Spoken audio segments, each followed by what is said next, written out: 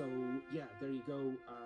So look, this is going to be mute. It's going to go, you know, it'll be fine in a couple of weeks. It'll be fixed, but it just shouldn't be released like that. I mean, it's not a me problem, is it? It's not a you problem either. It's a their problem. Really, $70? Come on, guys. But it's all down to this amazingly modeled, study level 3D cockpit that allows you to really fly 737 in your own home.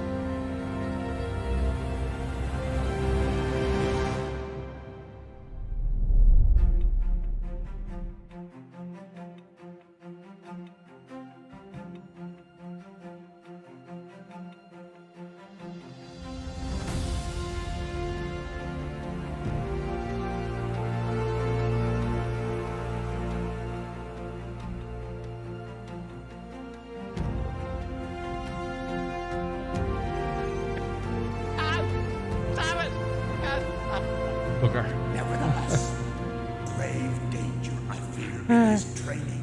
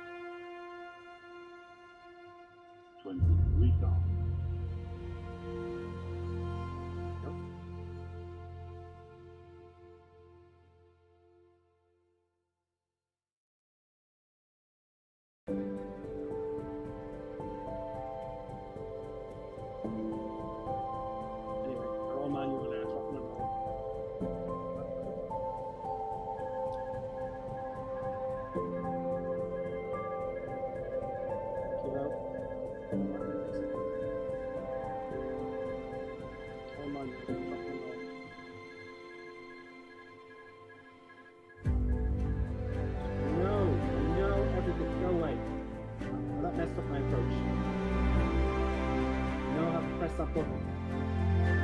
Continue. Make it a nice smooth look. There. A lot of pressure here.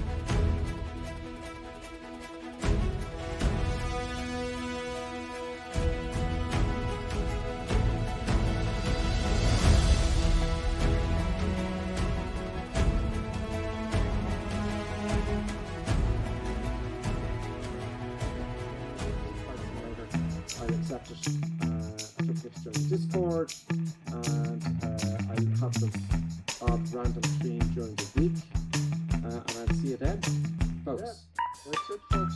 I hope you enjoyed this, and we'll see you next time. You will certainly miss the buttons and space see what happens. The sea is climbing all over the place. The one I'm crashing right, those buttons. It's time for us to sign off. I think she wants to treat. Do you want to treat the buttons? Do you want to treat? Okay, just gonna look at me until I actually get off the seat. Excellent, folks. Pleasure as always. You too. See you next time.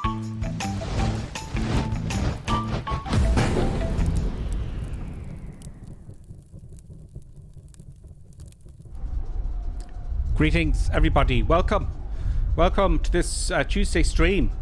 Yes, we're in New Zealand. I hope you're having a good week. It's Tuesday, as you all know. Well, it may not be, depending on where you're from. It is in my part of the world. It's Tuesday 5. It's 5 o'clock local time in Ireland here. New Zealand, it's very early in the morning.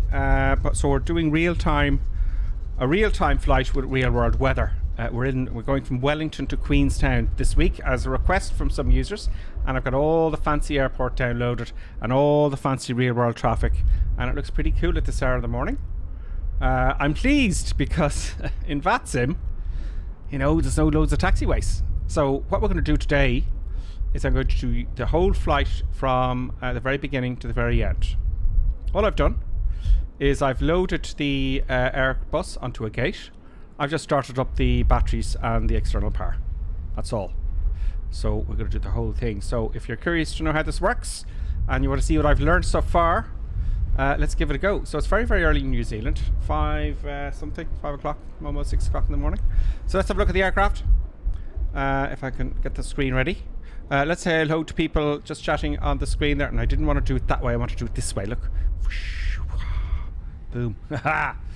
Yes, Perpetual Amiga, greetings on Twitch. How are you doing? And on YouTube, we got Clappy D, who says, "Evening all." Clappy D is a member, and Perpetual Amiga is also he's a Prime gamer, folks. Prime gamer. Also, we've got Perpetual Amiga on YouTube. Great. Greetings, Perpetual Amiga, and DCS Ducks as well on Twitch. Nice one. So I hope you're all having a good week. It's Christmas is coming thick and fast, or winter, should I say, is coming thick and fast. It's coming. Gotta mind those White Walkers. It's coming thick and fast, and some of you it's good, some of you it's bad. For me, I don't mind the cold so much. I was born to live on the top of the earth, where I belong, up in the snow. The Viking way. So here we are. So all I've done, folks, I'm just going to run through it for you very quickly, right? Because we want to get new people on board, right? So what I've done is I come up here and I put battery 1 and 2 on. Then I hit the external power button. That's it. And I turned on all the lights. Don't forget, when you start this up, see these lights here? You got to turn up all these lights, because otherwise all these screens would be blank, right? So you got to turn all the screens up, because it'll just be black otherwise in the Fenix, okay? And there's more buttons here. I've done all that to save some time. And there's more, there's loads of lights all over the shop. Here and here and over here. Here, I'll turn his lights on. It'll look brighter there as well. So we've got some lightage going on. Great. Now I have to do my flight plan. I have never done a flight plan in this part of the world from Wellington to Queenstown, so we're going to do a bit of that. So I'm going to get the SimBrief open. Boom. SimBrief is free and it's real world stuff, but don't overcomplicate it. I'm not overcomplicating it. I'm keeping it simple for the minute, right? Just go new flight. There's only a few things you need to enter. It's not, you can go mental if you want to, but that's for later on down the line. Right, that's for later on down the line. So we are going from Wellington, November Zulu Whiskey Hotel. That's the IK identifier, obviously. And we're going to Queenstown. November Zulu Quebec November. Oh no, hotel. Sorry. November Zulu Quebec November. November. What is? Oh, this one here I got wrong. ZW November, sorry. So you gotta get them right. There we go. Okay. Not worried about the time. We put another, we'll go to 50 minutes. 59 minutes, let's say. Airframe, also you have to have it on in there, that's a must. Other than that, right, so I put in where I'm going to, where I'm coming to, puts in the alternate and all the fuel and all that kind of stuff. I put the airframe type in. And just for this flight, I may or may not do a go around, I don't know, you saw that in the last. I'm just going to put an extra 2 tons of fuel on board. And that's it, right? That's all you need to do. So, where are you going to, where are you going from, what aircraft you're flying. Then after that, you go create flight, generate flight, but I'm not going to do that yet. Because it gives us a default option here for the actual flight routing, which is great. And let's have a look at that. Okay, that's a nice straight line. Zoop. Or alternate is back to Christchurch. Okay, fine. That's the only place you can go, really. So from the North Island to the South Island. So I'm going to generate that. And hope for the best. It'll be fine. Nothing bad's going to happen. Literally. Now I'm going to generate the flight plan. That uploads it up into the cloud. And then when you have your Fenix, or if you've got any other flights, you can log on to SimBrief in your aircraft, and it links up and down as the flight plan. And once you know how to do it, it's quite easy. So I'm going to do that here. Right. First of all, actually, let me go in here first. Then you go in here. I'm going to do my flight plan here. Init request. Takes a bit. And you'll see the flight plan. I thought I wasn't going to do it there. There we go. This is to ICAO. Great. So I like to do a flight plan first just to get that out of the way, because if anything's going to cause problems, it's going to be that. I'm just putting flight number 01. I'm going to put flight index 99 in here. Because I'm going to burn loads of fuel. Cruise altitude and level. Now, the cruise altitude and level is in the flight plan. In the flight plan here somewhere. And sometimes we get gurus on the help set. That's how I've learned the Airbus. So I'm looking to see what our flight level is. Okay, fine. Yep. I see. Sometimes I have problems putting my eyes on it. Oh, we got to sit in the start. There's our flight plan there, but what's our cruise level? Now, we can have any cruise level, really. It's usually dictated by ATC. Leveled. Oh, no, I don't know. Yeah, I'll have to look that up. I just can't put my eyes on it sometimes. Do you know? Flight level. No, nothing there. Nothing there. You see flight plan. I'll probably go 35,000 feet, which is the most economical. Okay. So I'm going to do 35, just can't put my eyes on it. So all of this is loaded up into the flight computer, including your go-round procedures and your alternate and everything. So it's great. In fact, what you can do is you can go to performance here, and it says, sorry, into prog. And I can say, look, your optimal is 39,800. Oh, really? I've not been up that high before on this. Let's put 35 just for the moment, and we can change it later. Sorry, 350, flight level 350. That's what I'm going to do there. So let's go back into init there. So there's the first bit of the init. Now let's go to the flight plan. Now the only thing with the flight plan, you'll see flight plan discontinuity. And of course, that's because we don't have a departure. Stuart Lawless is with us. Greetings. Flown out of here many times. A lovely spot. The route over the Southern Alps is beautiful. Before Queenstown, with glaciers clearly visible on the right side. Oh, great. So we're going to get some eye candy in this, folks. Let's choose our departure. And our departure is in the flight plan. I need more windows. I'll have to take some time. 1 week just to, when I get my stuff together, to actually reset the entirety of the my setup here, because I need another screen, because I haven't got enough real estate. Nope, I ain't got enough real estate. Get my pen here. Okay, so now we're taking off 3-4. Wellington, we're taking off 3-4. Great. Queenstown, we're coming into. I'd like to write some things down. Queenstown 05. Okay, fair enough. 05. 05 it is. And our, as you can see here, this is our SID, standard incident departure, just there. And then our standard incident, right? Oh, there it is, there and there, all neatly put out there. Look, so that's it. So that's where I'm getting those from. So it's quite straightforward once you know what you're doing, really. So we're departing runway 34. Boom. And reading from the flight plan, our SID is KALEM4P. KALE4P. There we go. There it is. Boom. Before I hit save it there. Oh, transition.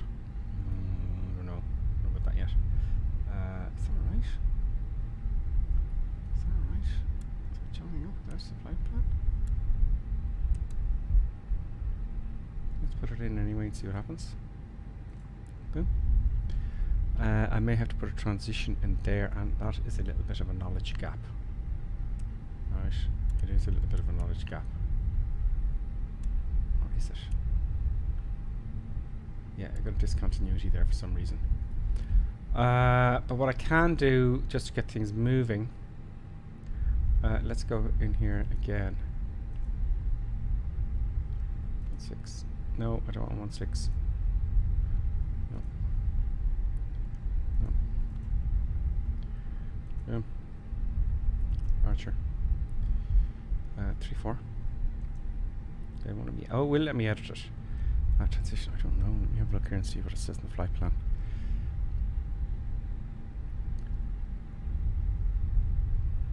Let me see here.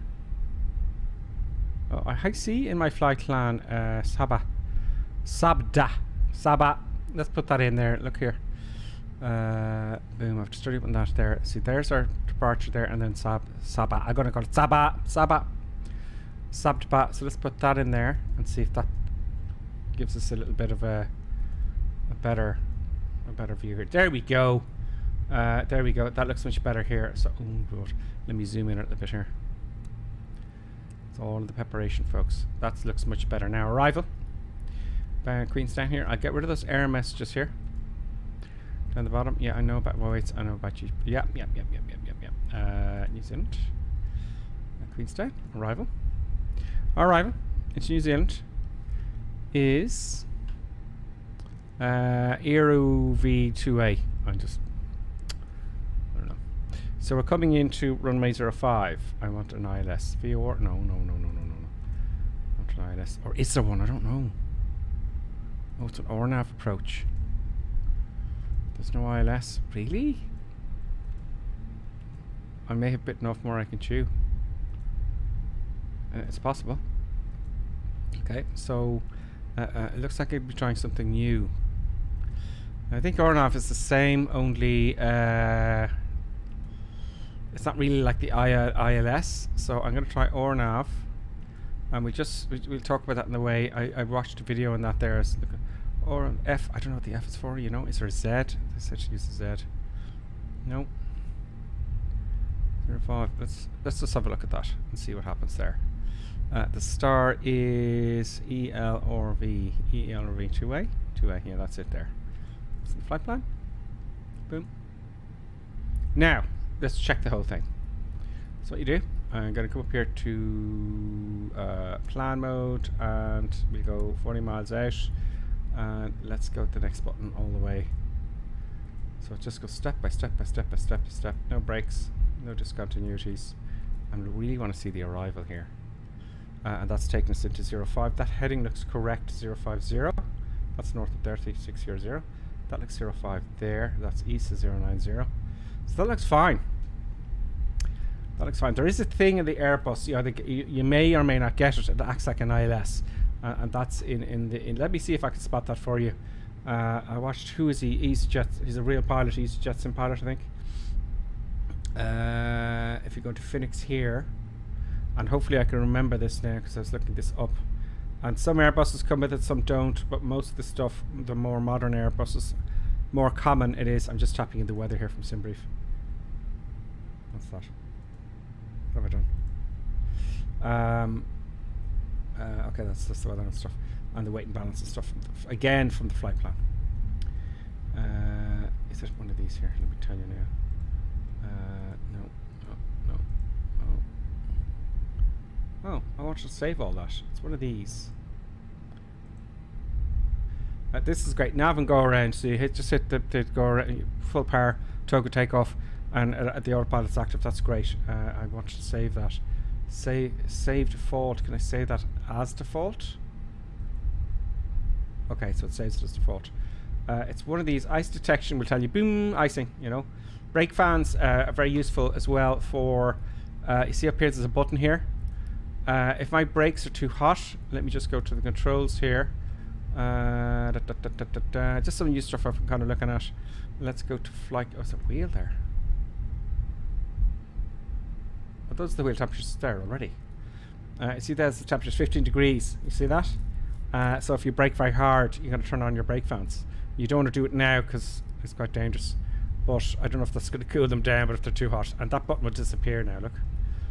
There's the brake fans. Boom. See, the button's gone now. See? It's brilliant. So some Airbuses have it, some don't. I think most do now these days. And actually, just to show you, right, how good this is, I'm going to show you a picture outside. Outside. And really what I'm doing is I'm reinforcing this for myself. You know, do you know what? It's true. Teaching, you know, it's when you really learn. Do you know what I mean? When you become an instructor in an aircraft, that's when you're only really learning, you know. So look, that's just a normal wheel there, look. But the brakes, if I put the brake fans on, boom, you have brake button here, see it? Boom, and it does make noise and everything, look. See? That's the brake fan. And it's blowing air out, ambient air, sucking it in onto the brake discs. Now if I turn it off,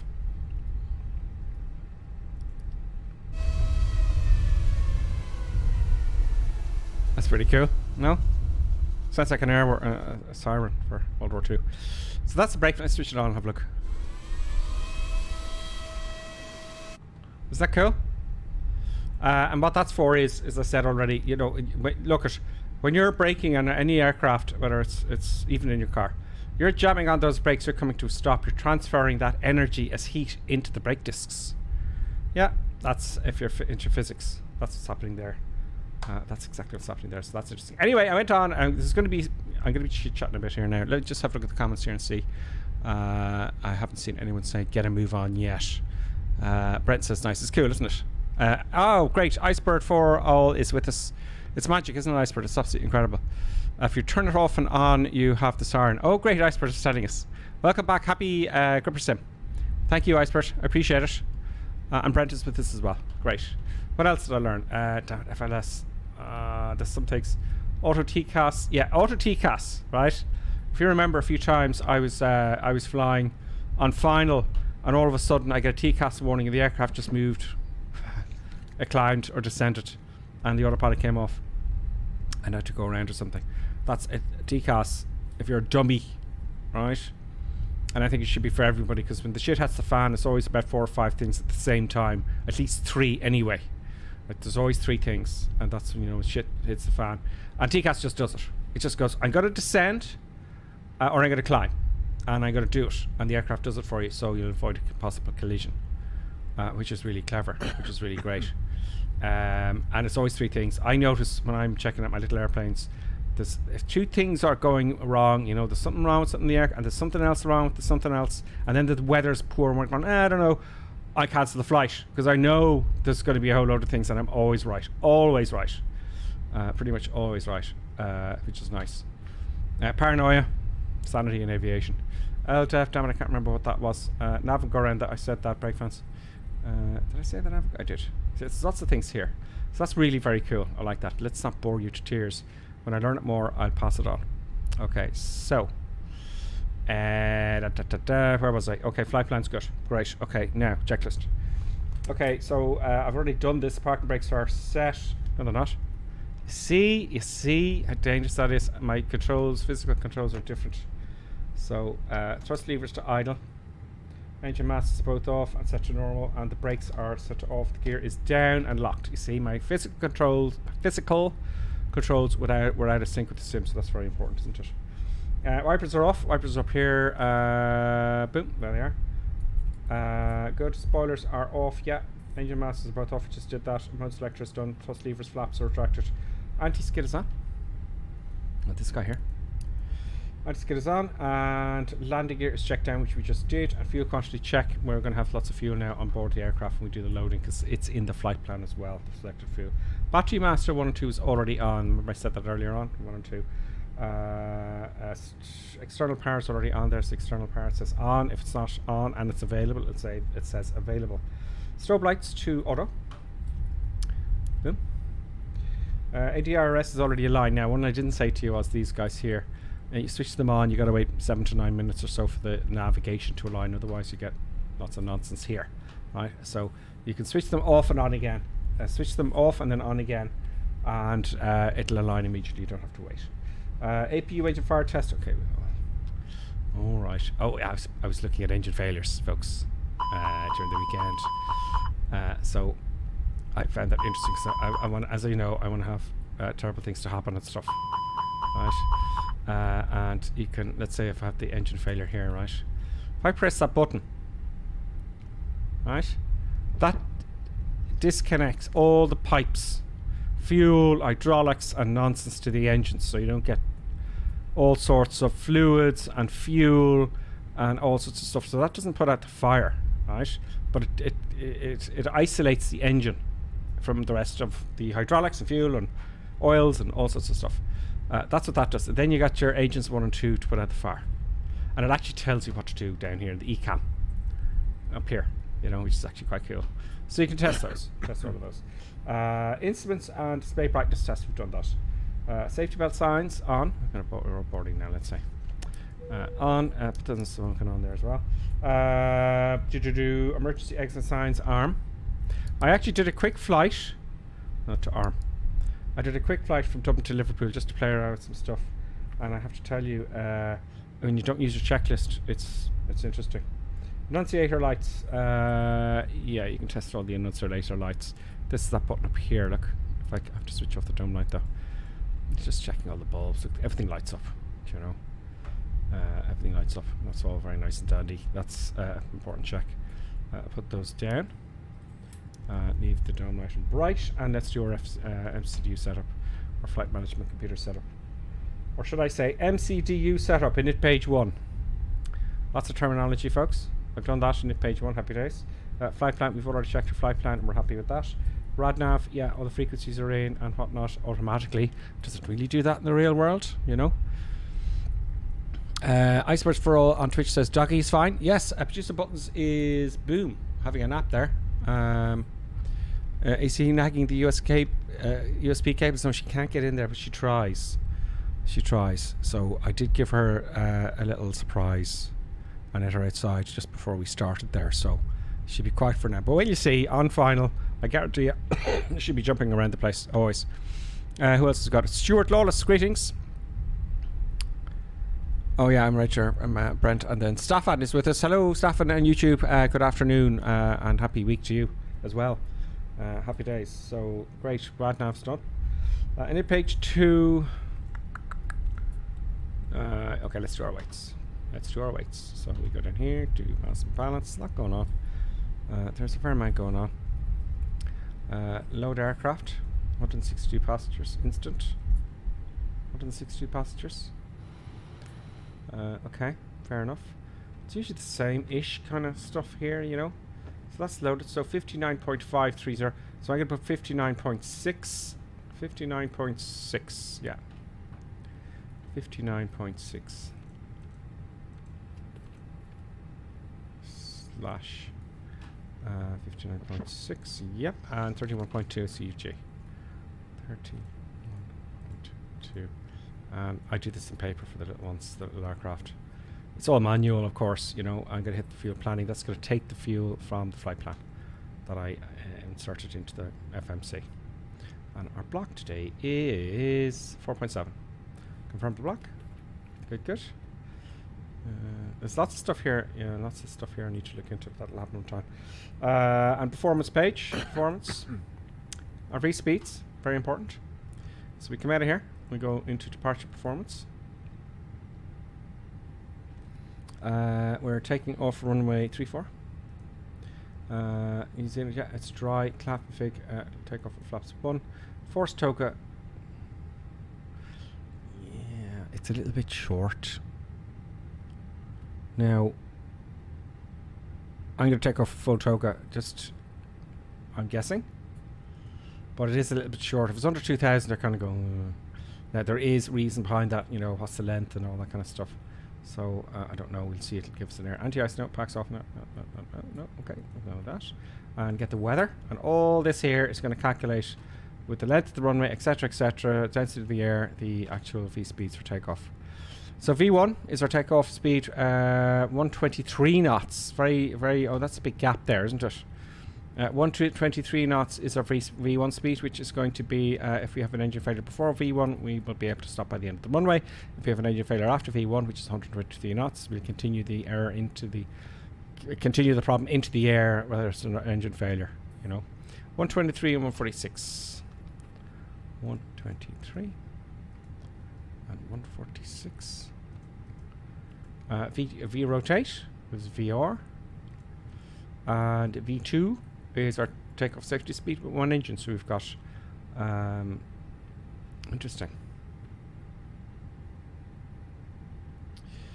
Sorry, V2 is our controllability speed with one engine in operative, effectively. So if I'm barreling down the runway and we have an engine failure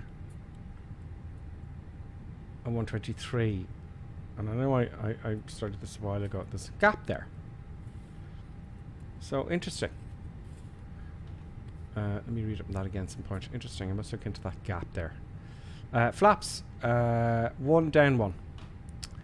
Flaps 1 / DN 0.1. Boom. And our flexed temp is... it doesn't have anything there. That's to do with toga, I think. Yes, that's true. I need to read up on that as well. Oh, every little thing here is a subject. Every little detail. Toga required. Oh, I was that clever. And I have toga. First toga. Great. So I just looked at that and I was right. Happy days. I'm delighted with myself now. Aren't I fancy? View intersection data. No. Okay, let's not get into the... let's get outside. Okay, great. Let's not get outside my knowledge here for the moment. Predicted wind share own. And cockpit doors closed. Yeah, it's all closed. All that kind of stuff. It's all very nice. Oh, they got a nice interior in this livery here. I've got the Air New Zealand livery, folks, by the way. Let's just put on the APUs and we'll have a look outside of the livery there. Barometric reference. Q&H here in... boom, where are we going to come out here? I'm going to go into here. I'm going to get the weather. Let's go to my flight. And weather's here. Departure. Q&H is 1006. 1006 once. 1006 twice. 1006 twice. Thrice. 006 thrice. 1006. Happy days. Okay, so VOR ADF, we're happy with that. MCDU altitude, initially, the transition altitude is going to be... let me have a look here. A quick look here. I know it's somewhere else, but I'm going to have this anyway. November Zulu. Whiskey November. I think I put it there. No, I don't have Liverpool up there. That was the last flight I did there just for shits and giggles. 13,000 feet, because we're quite yeah, oh, right. 13,000 feet it is then. 13,000, let's zoom in for folks on stuff. 13,000 feet. Wow. Okay, MCDU altitude is set, speed is managed, heading is managed, IRS is aligned, EFIS, arc 10 miles, I'm going to leave it at 20 please. Flight directors are both on, onto once, onto twice. APU master, speak on the APU master there. On, and 1000, 2 1000, 3 1000. Now let's have a look at the outside here at the airport and whatnot. There's brake fans there. So that's delivery. Now let's just, I never actually sat down here and we just watched it take off. Or sorry, watched it start. You should hear it now shortly. Here, can you hear that? That ticking sound is the igniters. It's like on your gas stove, if you like. That's interesting. How cool is that? It's so realistic. It's just not funny.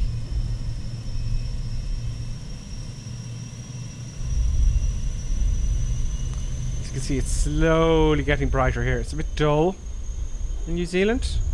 Although it is summer down there, it's actually a very good rendition of the airport. You know, this may be one of my VATSIM flights. What is that? It looks like a big bag of rubbish. Oh, they're trying to be all arty there, are they? Is that a bug? A bug?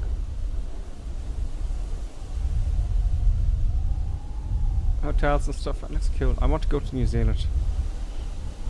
I do. I want to go to New Zealand. Look at that. It's just incredible. If I go, I may never get back, folks. Where's the tower itself, though? Where's the big tower, or is it one of those modern ones? Where's the tower? Oh, there it is over there, the other side. Look at all the stuff and things. Let's have a look over here. All the runway markings look pretty darn good, folks. Look at the lights there, even on the holding point there. Obviously, over this side, it's all the cargo and maintenance and all that kind of stuff. Interesting that the tower's over this side. Oh, New Zealand Air Force. It's not a sunny day today in New Zealand, and I'm pleased about that. I'm pleased about it because, you know, I like flying in bad weather. That's the tower there. So, okay. That's not a shopping centre? Oh, it's a little shopping centre. Okay. Alright. Fair enough. That's your shopping centre, alright. And more shops, I believe, around the back. Okay, fair enough. Let's get back into the aircraft now, please. Okay, good. Right, so APU mass is on. Crew oxygen supply is to the on position. It's not mounted for the passengers. Few pumps, we need that. 1, 2, 3, 4, 5, 6. Air conditioning, okay, I'm not really worried about that, so I'll just do something about there. Navigation lights on. I'll put the logo on too, and that lights up the logo light there. Which is kind of nice there. Very interesting. Navigation lights, and let's put the APU bleed on. APU is definitely started now after me chit-chatting away. APU bleed is Ben. Where are you? There. And external power off. We don't need you. Good. And let's get the beacon light on and start. I get the push back and let's get out of here. Beacon light on. Now, what I want to do is let's have a look at the chart here. I get used to looking at these charts. Just glancing over at the chats there.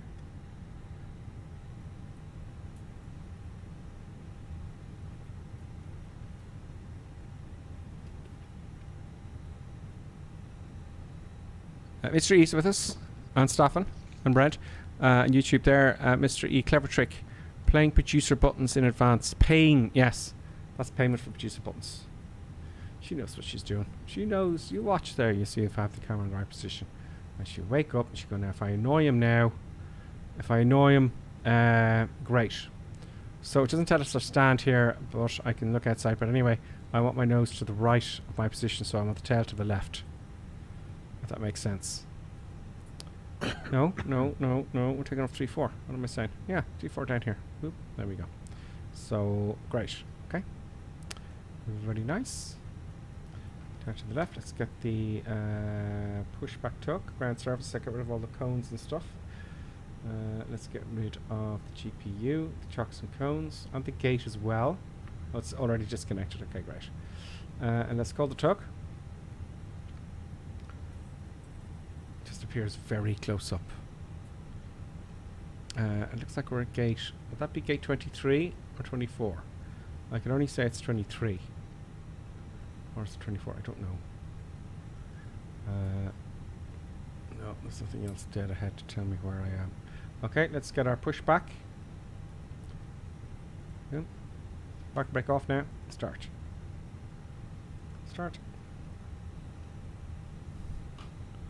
Very nice.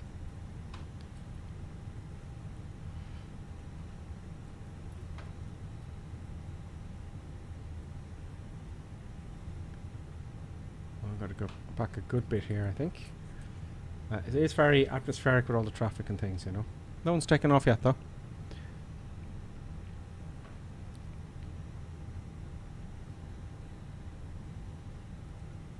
Oh, this way. That's it. Get back onto the yellow brick road.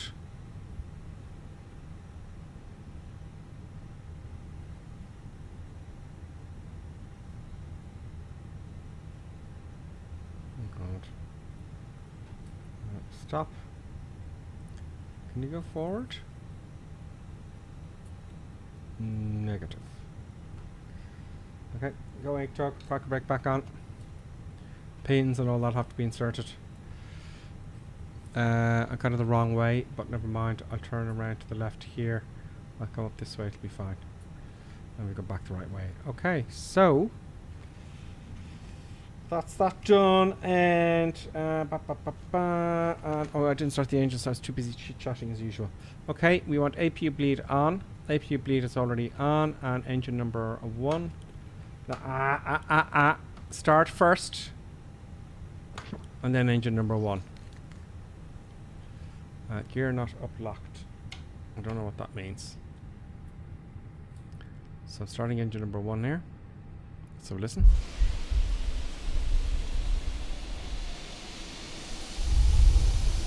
There we go.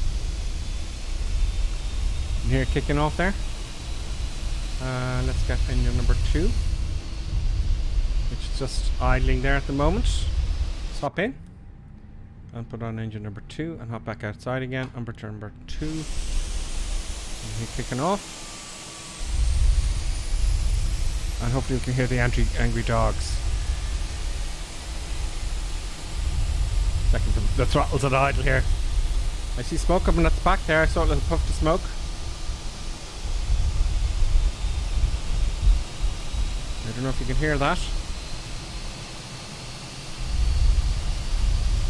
Iceberg says, I heard some pilots start with the engine number 2 first. Yeah, I've seen. I don't know what the logic is there, 1 and 2. You know? It says, because you have the yellow hydraulic pump on. Yeah, I'm going to learn about the hydraulic pumps for sure. That's that engine started up there. Yeah, there's hydraulic pumps there, which I need to have a look at those as well. So engines are good.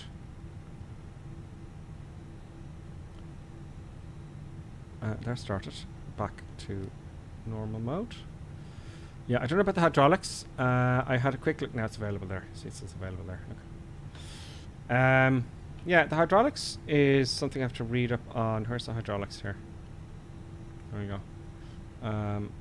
You got three sections. I've got to look up to that. I've seen some airlines with engine number 1, then others number 2. I don't know. I don't know. It's a company thing, I'd say. There's a lot of changes. Like, for example, if you get the actual procedures from Airbus themselves, okay, they have their own procedures. You can take them if you want or not, or companies always have their own procedures for certain reasons and things like that. So it's never always the same for every single.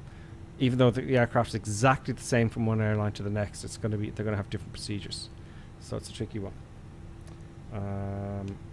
Great, APU bleed off. Boom. And APU off. Boom. And autopilot set. And we've got our autopilot set to 13 and everything at 13,000 feet. Everything managed to QNH 1006. Autopilot set and trim I have written down here. So I'm going to put the trim wheel, and we'll do the controls while we're at it for shits and giggles. We don't want to be taken off, especially on something like this, you know. So if I pull back, can you see my throttles here? No, you can't. There we go. See my throttles here. You know, all full deflection forward. Well, actually, it's full deflection, back to neutral, full forward, back to neutral. Right elevator for spoilers, back to neutral. Left for spoilers, back to neutral. And rudders full to the right, back to neutral. There's another update of this recently, actually. And they've improved the controls even further. So that's good news. And real airline pilots seem to think it's quite good as well from a video I watched. Okay, so that's everything there. And the trim. So I said the trim was washed down. We can go here again and check though. Performance, isn't it? Down 0.1. So I can trim down 0.1. There you go. Pitch down 0.1. That'll go to 2. There we go. 0.1. Happy days. Transponder, we will wait for that. Probes, window heat, but that's all standard. Spoilers, arm. Now usually we're kind of doing this as your taxiing, but I'm just going to do some of them for the moment. Flaps down to 1.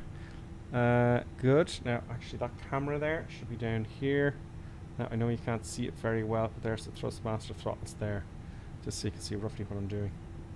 So flaps were here, set to 1 here. Oh yeah, there goes my Xbox controller. Very good, very nice. Auto brakes set, yeah, so let's set our auto brakes up to max. There we go, and that's that button there. If you're interested, it's up here. So if it's a, oh God, if it's a rejected takeoff, then we have brakes. Nose light to taxi. And we turn off lights. Park and brake off. And we're taxi and weather radar. Okay, so let's taxi and do the rest of that as we go. So let's add a little bit of power. Brakes are off. And let's slowly taxi. I wish those jeeps would get out of the way. Oh, they're going to move forward. That's ingenious. As you can see here, I'm just using the left engine. It'll turn much more efficiently. As you can see here, 3/4 is down to the left. Now they're rolling. It's a very well done airport. I like the lights. These lights here, quite realistic. They're a newish thing, I believe. I don't know them. I just haven't seen them anywhere. Maybe I haven't flown enough to big places, but they seem to be a popular thing. I can hear the people chatting in the background now. I'm going to hop outside while we're taxiing very briefly and see if there's anyone with us, because we're on the North European server. Let's see if there's anybody with us. There we go.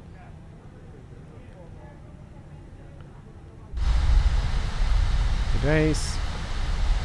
Let's have a look outside. Oh.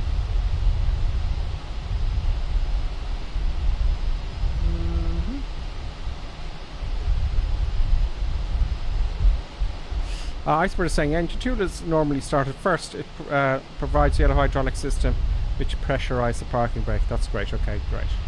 So you need to look up that, because if you know why something is, if someone just said to me, or anybody really, it's human nature, always start engine 2 first. You know, but if you know why, you'll always remember. Do I have my traffic switched off? There's usually somebody with us, but if you're with us, oh, they'll let me know. Look at that little bit wet patch there. Look at that patch there. That's really cool. Look at that little kind of oily stain patch. I like that. I do like that. Absolutely fantastic, folks. I can't see anyone at all flying around here. You know? Even other people on the web, and you'd probably be thinking,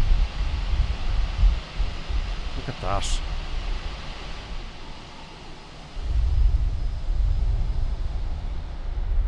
Look at the waves coming into the shore. Isn't that cool, no? They've improved the waves, maybe? That's very, very cool.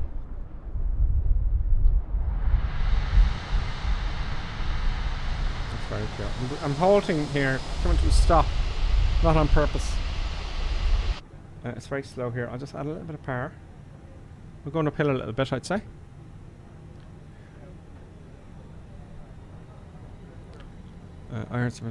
Because you have the yellow hydraulic pump on, engine 2 is normally start. First, pass the yellow hydraulic system, which pressurise the parking brake. Great. So that's more another day's work of learning, well, a few hours, an hour, learning the hydraulic systems in the Airbus, which is, this kind of stuff's important. Samantha, welcome. Samantha Thompson Wright, hi, how are you? Are you simming with us, or did you just find us by fluke? Welcome, Samantha. Nice to see you. Mr. E, clever trick, producer paying buttons. Oh, I read that already. Samantha Thompson's welcome. I'm learning the Airbus as well, and the reason I'm doing the same thing over and over again is that's the way it is, I suppose, for airline pilots. And also, so if someone joins the channel and they're curious about learning how to fly the Airbus, I want to keep it as simple as I possibly can. It's going to take a while. I'll be here for a while, you know, because I don't get every day to study stuff up, you know, little bits and drabs. We're going to enter the runway now, and I'm going to not look away, because I'm going to assume it's line up and wait. So then I put all the transponders and the TCAS and the lights on and all that kind of stuff. There we go. That was a nice kind of roll up there. But I want to get right on the center line. I want to get it in between my 2 feet. Here's what I want, because otherwise you're flip-flopping around, you know. And that'll do. And we come to a halt there. Great. Now, so let's before we go to the checklist. Transponder on.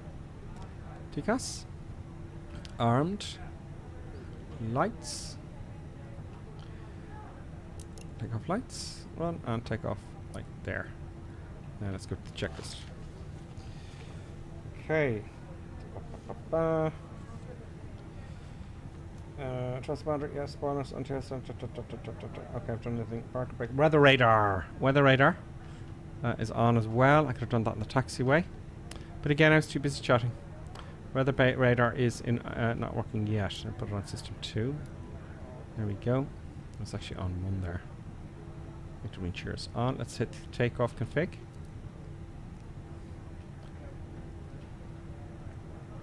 Takeoff config is all wind shears off. Oh, is it? It's hard to tell. See, this is our econ, so everything's fine. Everything's good. Nothing bad's going to happen. And weather radar is on. And all we have to do is take off and, you know, go. Because effectively is what it is. Constraints are on. I'm going to zoom in a little bit. And okay, we've got permission to take off. Let's assume. And let's go. We're going to go toggle take off. So 40% or 50%, I think it is. I think it's 50% both engines. Feet on the brakes, though. That's all good. Feet off the brakes and very gently to full power. All the way forward to Toga, because it's quite a short runway. Let's get my seated position here. Good, good. We have SRS, and we're on climb power. 100 knots now. 120. B1.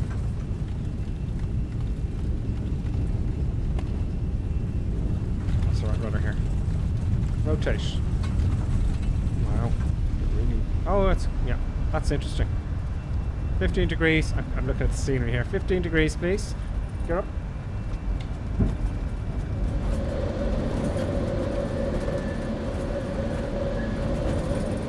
I'm going to fly it a little bit.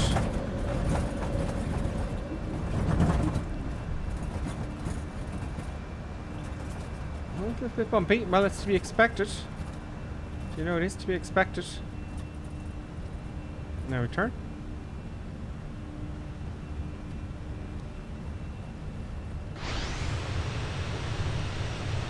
Gotta get some eye candy in, folks. It's gotta be done. There we go. Oh, transitioning into the clouds now. I love it. Back to climb. A little bit late with that. Autopilot on. Autopilot is engaged. Climb, climb. Oh, oh good. A little bit slow. A little bit slow. What? And that was an autopilot. What have I done wrong here? Gears up. Lowering the nose. Lowering the nose to accelerate. Nice and gently.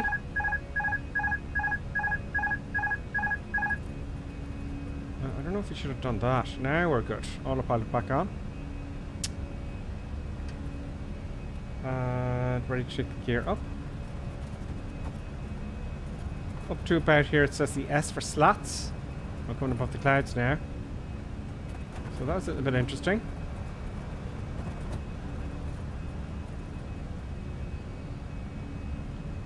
Ooh, we're not going to see any mountains. We're not going to see any mountains at the moment. Flaps. And we are at 4,000 feet.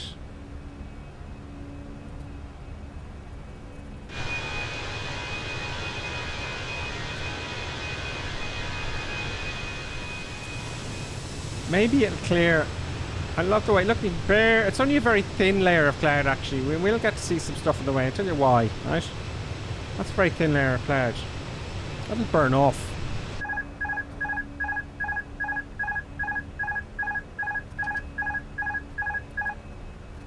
It's done it again. It keeps pitching too much. Am I on climb? I'm on climb power. Now accelerating. It's like it's pitching up too much. Do you know? Now the pilot will come back on again. Flaps are up. Let's continue with the after takeoff checklist though, and let's not forget about those.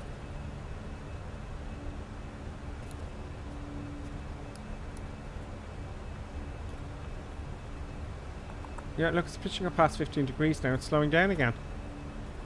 Isn't that interesting? Look, it's slowing way down.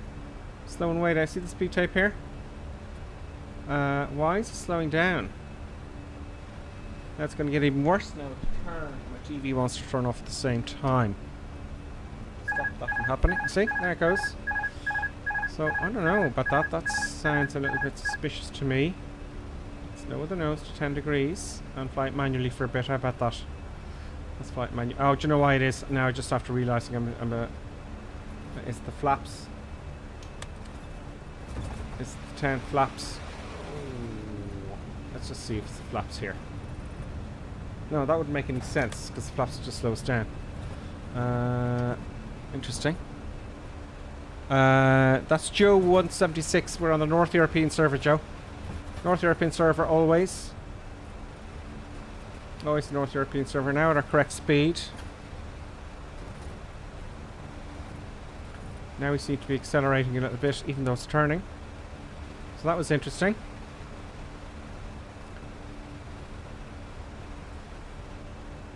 Fly.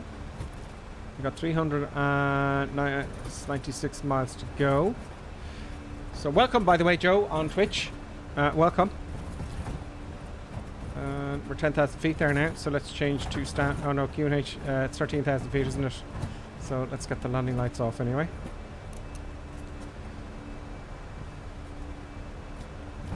Let's straighten. See, it's slowing down again. What the deuce is going on here, folks? What power settings this engine's on? Engine.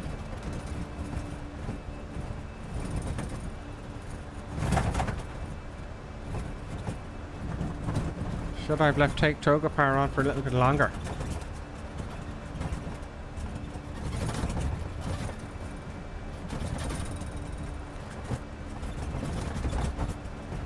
John Reg is with us as well. I've got a spare hour to watch your flying skills. Thank you, John. They are improving. They are improving. They appear to be improving. Now, sometimes things go wrong.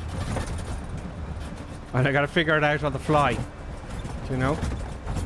Going to 13,000 feet now. We are cleared now, let's say, to our altitude of 35, I think it was. But we go up to 35 there anyway. And then we go to standard now. Pull for standard once and standard twice. And I'll leave the center at QNH for the moment. Our airspeed's increasing a little bit.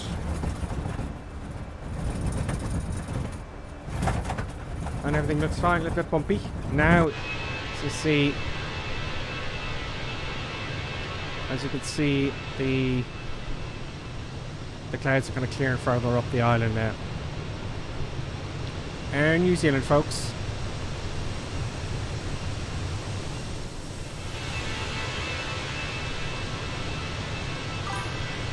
Oh, we got a bing bang. There's a bing bang happened. Fletty 1973 is followed. Fletty, thank you very much for following. And a day ago, Big Al Splaying has followed as well there. That was yesterday. I must have been watching the video. Happy days. So, after takeoff checklist. Better late than never. Nose light at after takeoff checklist. After takeoff, gears up, yeah. Flaps are up, yeah. Spoilers are disarmed. Thrust is set to climb. Autopilot's on. Nose light off. Nose lights off. And runway turn off lights off. Good. climb. Barometric efforts is set, which we've already set. Above 10,000 feet, we switched off we retracted the landing lights. Anti-ice, we don't really need. Safety belt sign is still on. You can take it off now and let them move around.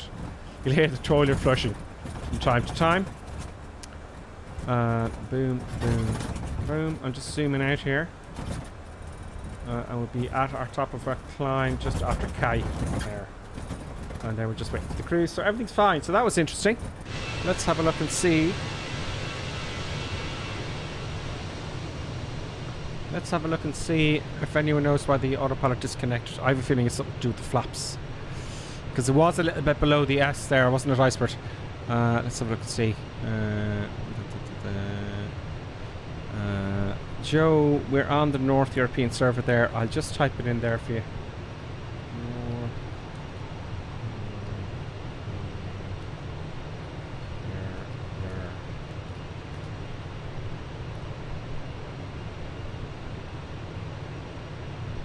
The audio always like shaking. The audio always like shaking. Yes, found you on the server. Great job. Yes, Icebird, because isn't it? Isn't it always shaking? Let's have a look at the turbulence effect here. Yeah, I got it to 100. That was not wise. Look. That was... Thank you for telling me that.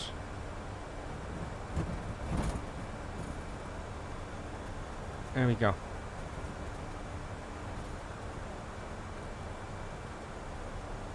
Out of curiosity, what are the other sounds like?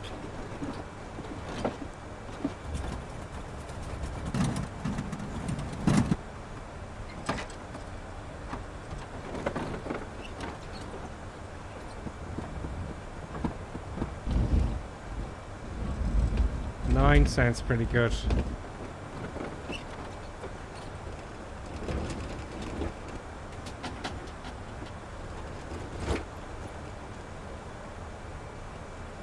It's 12. No, 9. Now I'll lower that a little bit there. Yeah, it was a little bit too sensitive, wasn't it? And it's rather annoying. Thank you for telling me that, Iceboard. I appreciate it. We also have on YouTube D. Now I know this is a clever name here. We have DNAL worn epaulets. It says, hi Gripper, watching your live stream and catching up with old videos, enjoying your work. Oh, thank you very much, DNA. DNA, tell me how to pronounce it, because I know it's something clever. I know it's a clever acronym for something. DNAL worn epaulets. Let me know. I'll call you DNA for now until you correct me. It's now not annoying anymore, thankfully, Iceberg, because I had it up to 100%. Yeah, and just as you said it there, I went, yeah, he's right. It is always banging around the place. It's not turbulent. There we go, folks. There we go. New Zealand. Happy days. I'm just going to get you some eye candy, folks, for the moment, for the cruise, and I'm going to get some music set up. So I'm going to get rid of my face and the other cameras just for a short while. Buttons cam can go. And we leave buttons cam on. We leave buttons cam on there. Producer will not be pleased if she's left out of anything. There we go.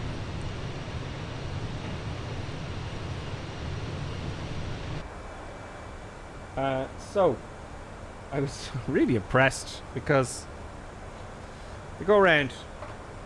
Let's have a look at the go around. Now I may not do it. I don't know. I don't think I will. It's a long-ish flight. It's usually I stream for about 2 hours at most each day, you know, and that's going to go over 2 hours a little bit. So, but I will go through this with you just for my own purposes as well. If I get the Navicraft charts out here for Queenstown. November, Zulu, Whiskey, November.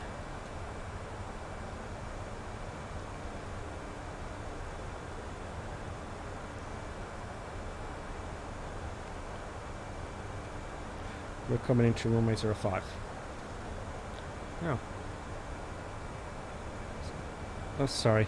November Zulu. Go back November, that would make more sense, wouldn't it? Queenstown. How foolish of me. Okay.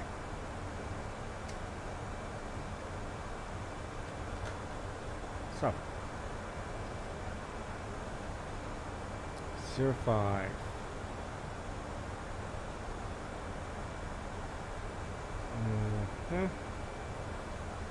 This could go wrong for me.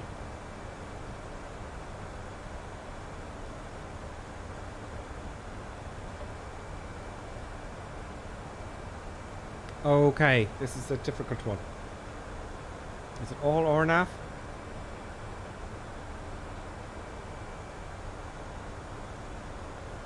I haven't done one of these before.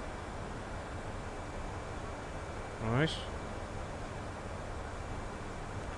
Let's examine this, folks, because this is not what I've seen before. Look at that. Dear. Okay, it looks like I'm going to be I'm going to try and figure this out before I look at the chat there.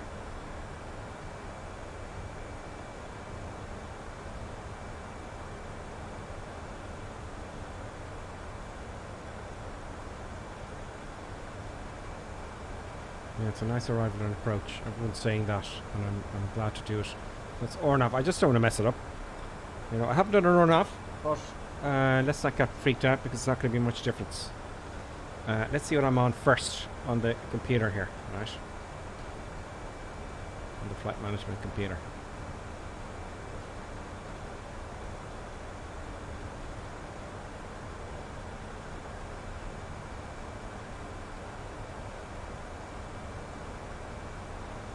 RNAV F05. Why doesn't it show me here?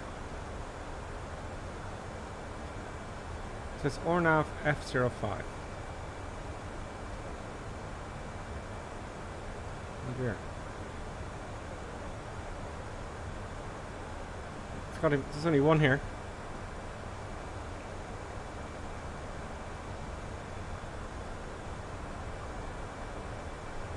Okay.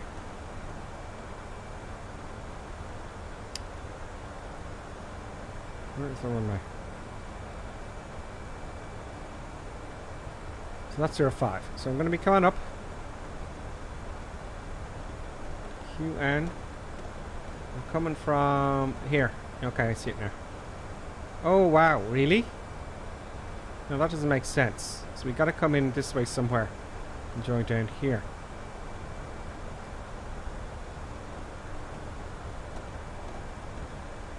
Oh, icebergs happen out on Twitch, right?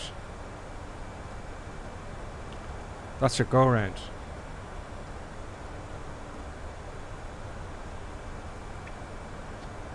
Oh, I see some this. Okay. Because the go around is in broken lines, and that's the same in the flight management computer. Okay. So coming down this way, and the go around will be plugged in, and it'll come around here like that, and go to the hold. Interesting. At or below 9,000 feet, then we can approach the hold here at Sungu. I'm just reading Iceberg's comments here. No need for big decision. That's your go around. Yeah, dotted line is always go around. Great, Iceberg. Yeah, I figured that out just there now. I was going, oh, that's dotted line. It's just like the FMC. Okay, you know, coming from the north. Yep.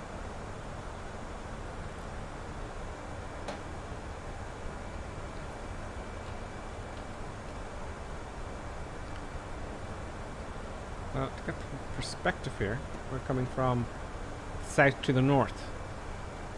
So just for shits and giggles,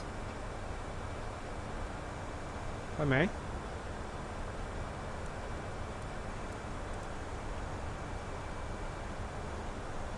I can review everything here.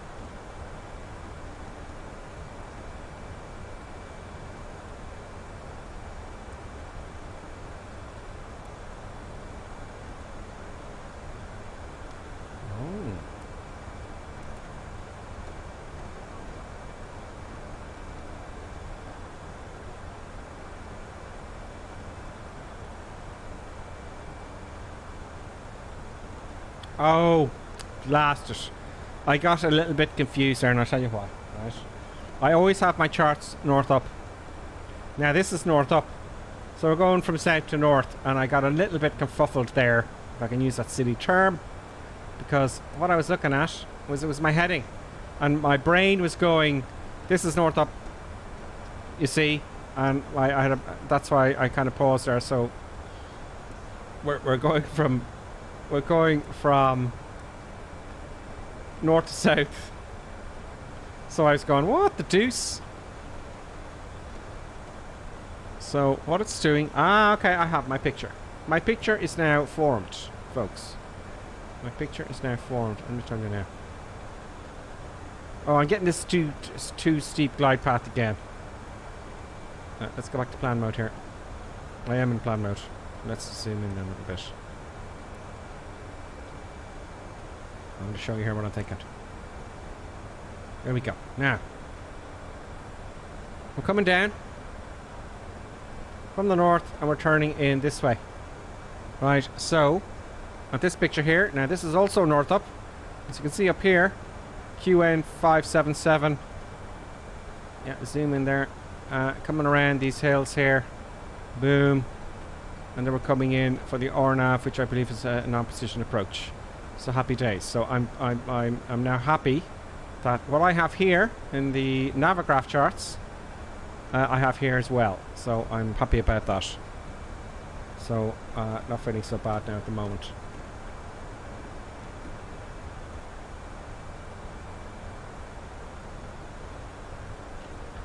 Let's go back to the chat now. Outspurt on Twitch was saying, okay, yes, I'm coming from the north, always learning. Nice. Okay, he sees, so I've got it. Great. Happy days. Oh, we're the soup, folks, and we're quite high. We're like at 31,000 feet already, and we're still in the soup. Really? Oh.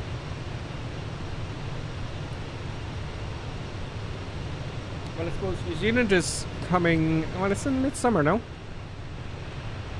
Now, interestingly enough, you might say put on your icing. Okay?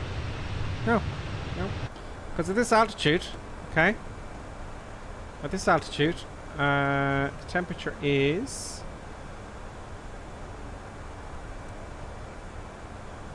Where is he?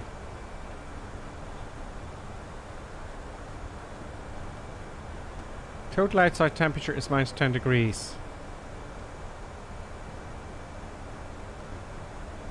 SAT stands for standard air temperature. Anyway, total air temperature.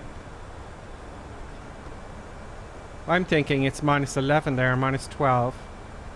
Okay, it's a big gap there. I didn't think it'd be that big a gap, but there it is.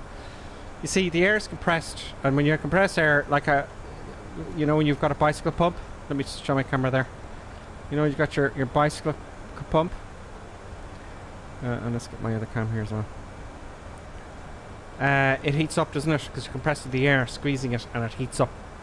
So I'm thinking it's being compressed. So that's the sensor, and the SAT is the actual outside temperature of minus 45 to 43 degrees. Anyway, my point is the temperature outside is minus 43 degrees. So there's no moisture. It's just ice crystals. Do you know what I mean? Oh, look at that. Does that feel? So that's why I'm not worried about the icing. But there may be procedures for an airline which I have to read up on. But I have it set to tell me if there's any icing. And that was from before earlier on in here. If you go to flight sim settings, it's one of these. Which is it? Ice detection. Yeah, it'll detect the ice. So that's enabled.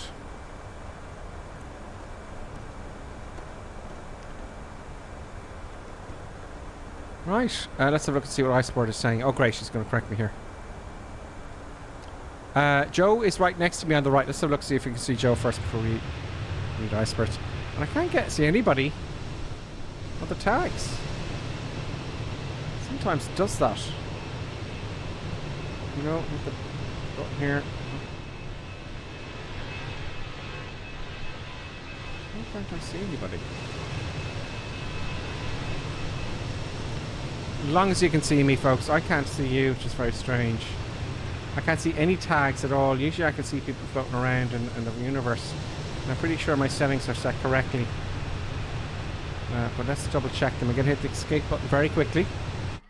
It'll pause me in the air now. But let's go to general options. Oh, there he is. He went flying past me, so it's fine. I just saw him there. But look, let me show you what I was going to check here. General options. Traffic. Okay, data. Yeah, it's all on. So it's not me. So Joey, you went flying ahead of me there, I'd say.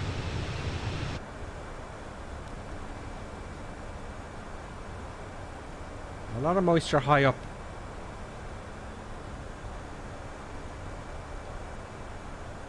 Now we're just approaching our altitude, top of the climb. Now, to Icebird. Icebird says that minus 40 is SAT and in degrees Celsius. The reason for the anti-ice is generally no longer needed below that temperature because at that point they are so dry that there isn't enough moisture left to form frost or ice that will stick to the airframe or the engines. Thank you, Icebird. Thank you very much. So, the TAT, total air temperature, that's the sensor.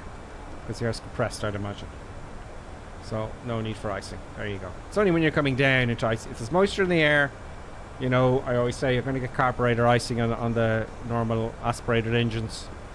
You know, you'll get icing if there's moisture in the air. Now,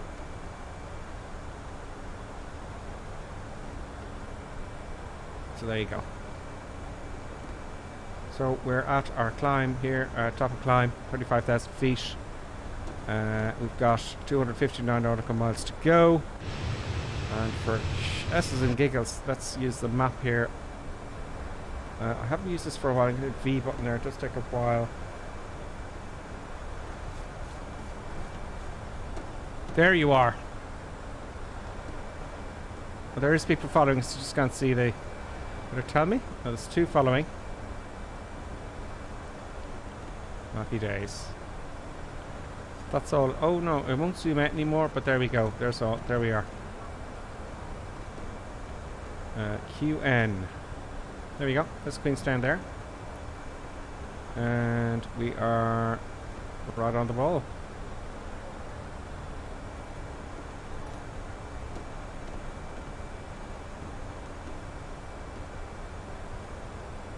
Let's get him to put on his terrain radar.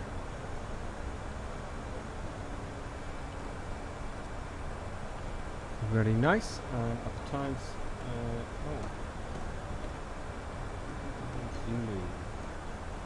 half an hour, 27 minutes to go.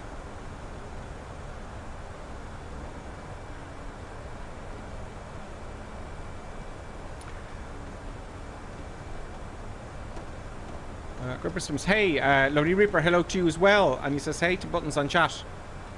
Greetings, Lodi Reaper on Twitch. Let me have a look. I've kind of ignored the YouTube there a little bit. Sorry, folks. I got a bit busy there chatting. Let me scroll back up here and just get the YouTube chat there. We'll see if we hear back from Samantha there. John Ray, Chai Gripper, I got a spare hour to watch your flying skills. Let's see how they're improving. Now, I suppose... I can get from A to B now fairly confidently. Okay. Sometimes the autopilot disconnected, I can take off. I'm guessing it's because I took the flaps a little bit too early. I don't know. It was very slow. I think it was because of the flaps I took too up. That's the only explanation there. But I can get to A to B with confidence without anything going wrong. Now I have been looking up videos and stuff to see what happens when things go wrong, and it's going to take a while because I don't get the time. It's all about the time. Like the failures. Let me just see how the failures work. Anyway, I want to play with the failures next. So then we're going to have loads of failures. So I'm going to fix those and crazy madness, okay? During the stream, because you can have it on random failures, okay? Which is fun. So I'm going to do that. Then it's going to be, after that then, it's going to be to VATSIM. And then we're all set. And in VATSIM, I don't know if they'll allow it. If I have an engine failure, if I've got random failures on a certain percentage, well, I'm sure they'll enjoy it, you know. So YouTube then, Stefan is with us. Greetings, Stefan. He says, hello, good afternoon. Mr. E says, clever trick, playing producer. Oh yeah, I read that, sorry. That's Samantha. Then Clappy D said North European server. And thank you, Clappy D, for giving the Discord there for everybody. I put that on the Twitch there. So we're going to join the Discord for advice and information. Everyone's very helpful on our Discord here. And it's free. There's a link there in Twitch. If you want to look it up on your computer after, just look up Gripper Sim in Discord. So that's it on YouTube actually, except for DNA chat there earlier on. Right. So I suppose I'll do my cruise checks and then we'll use my stuff. So cruise. Check ecam. I'm kind of checking it all the time. No smoking. It's all clear. That's the ecam there, isn't it, Iceberg?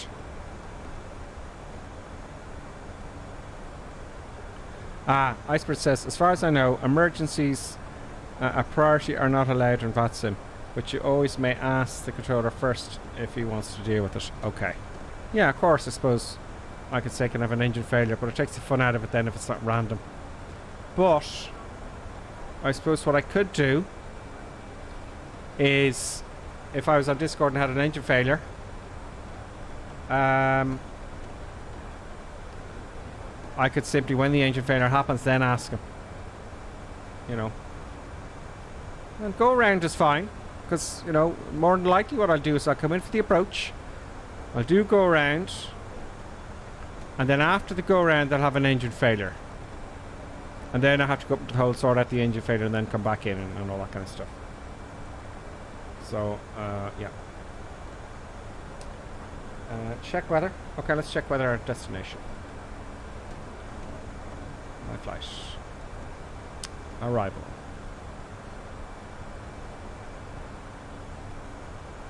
That makes sense, Iceberg. Yeah, Iceberg there on Twitch is saying, so mostly on VATSIM, when there is not much to do for the controller, you have better cards. Nicely put. You've got better cards. I like that. I like that saying, Iceberg. Yeah.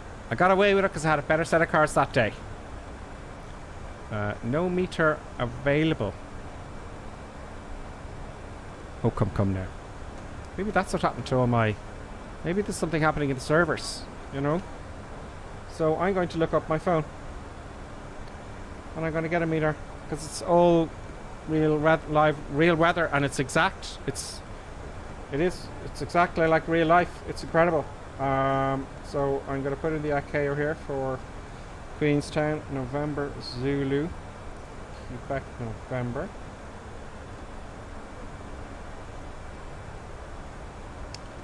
QNH is 9 or 9 or 9 or 9. I'm going to stuff that in here. I don't have to think about it. Nope. No pressure. That makes sense with all the clouds. Performance. Next phase. Cruise and descent. See up the top here. Approach. 9 or 9 or 9 or 9. The temperature is...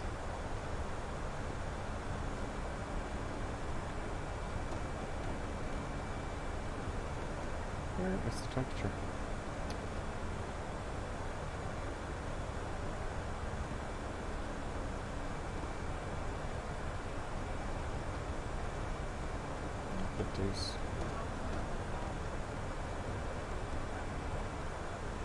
Well, there's going to be rain. It's bad weather there, which is good news. But I can't see the temperature. It only has the TAF, doesn't have the meter. That's bizarre. It doesn't have the meter available here on my phone either. I'm just checking that QNH off the TAF. So what the deuce, folks? We'll just have to set it as 15. Standard.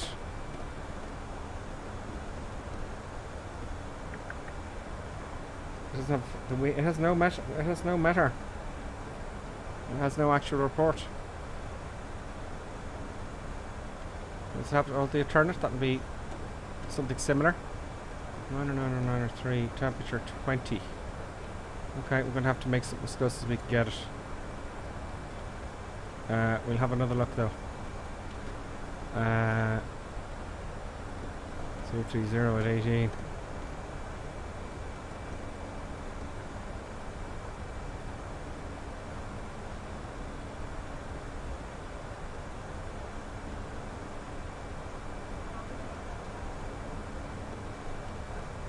It's a non. Oh, it doesn't have. Oh, RNAV doesn't have. It's a non-decision. So what's the decision altitude?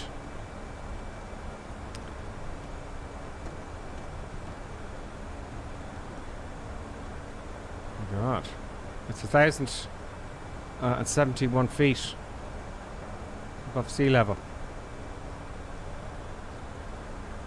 This is a different plate. Where is my minimums though? Ah, decision site, 2,300 feet. Ooh.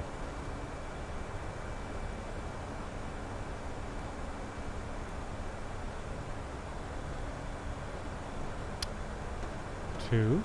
Come on. Produce.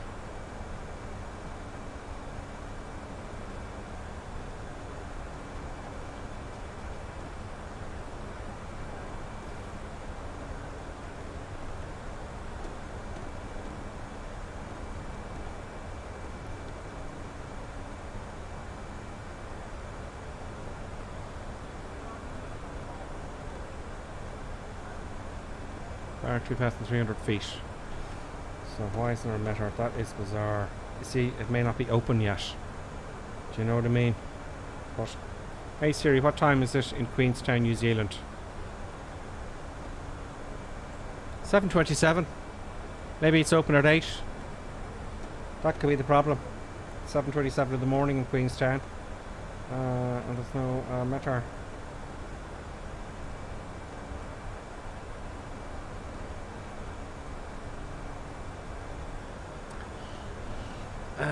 Full flaps, config, 2,300 feet. I want to check that one more time. This altitude is 2,300 feet. It's a non-position approach. So that is 2,300 feet.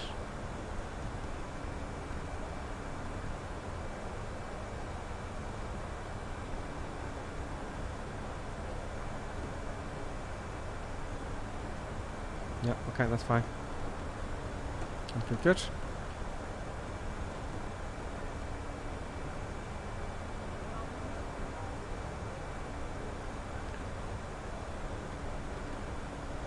It's just a different chart. So, Icebird's telling me here now. I'm not looking at the chart, I'm on bad boy. Icebird right. Decision height is right bottom. Yeah, okay, so obviously before yeah, that's, you caught me there when I said 400 feet, 200 feet or whatever. Oh, Icebird says wind 365 knots, visibility 10k, clouds 4,000. How did you get that? Maybe use FatSim.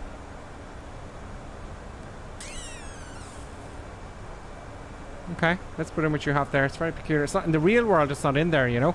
Thank you, Icebird. You are a hero. The hero of the day is Icebird, folks.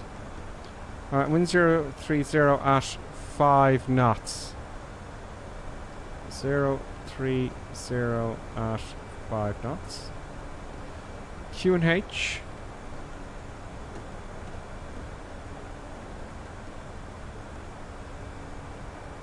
Niner 2. Temperature 11. And the dew point is 10. So that makes sense. It's going to be poor weather coming in here. I might have to do a go around. Or maybe do an alternate. Oh god, I could be up here late.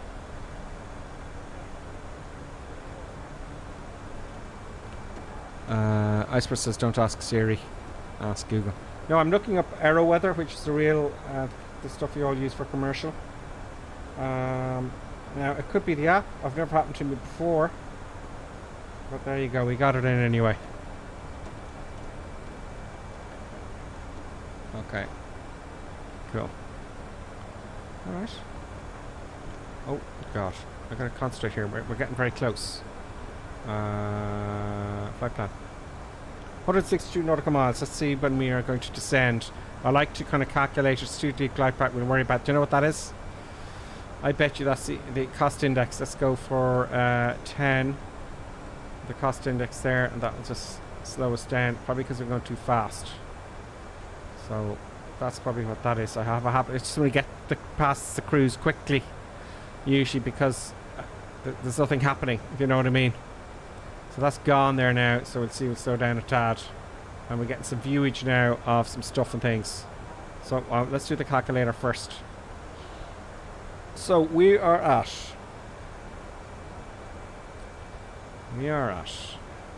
35,000 feet. 35 multiplied by 3 is 105. Plus 10 equals 115 nautical miles out. The height of... See, what's our... See, when I'm looking for an ILS now, I want to know our base height to join, and that is 3,100 feet. Ooh, interesting, okay. So minus 3.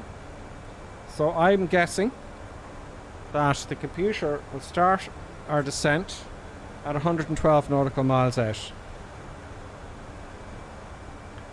So what I did there is I took our altitude, which is 35,000 feet. So I took 35 multiplied by 3. Then I added 10. And then I subtracted 3. And that gave us 112. And that is 112 nautical miles. A rule of thumb.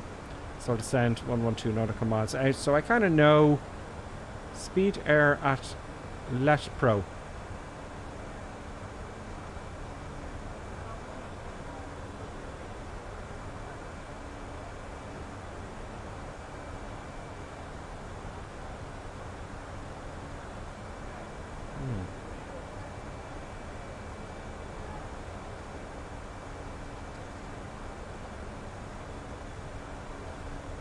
Well, it looks clear now, but we'll see.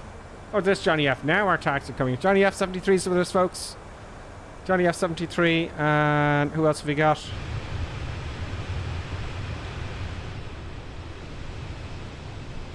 We got Bobster Jeff the Typhoon. I know there's more of you.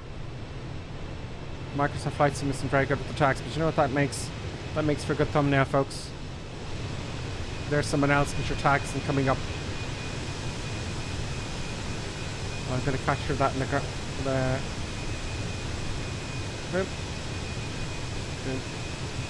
I might use that for the screen tag for the YouTube thing. Okay, so we are now 141 miles. I thought 112. So you can see here. Boom, boom. 30 miles to go, 30 odd miles plus change before we do our descent. Everything seems dandy. And we're all good. Let's get some eye candy and get rid of my face for a moment. And I'll be back in 2 seconds.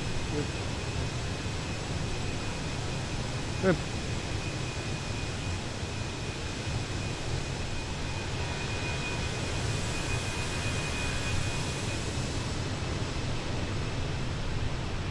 Look at that.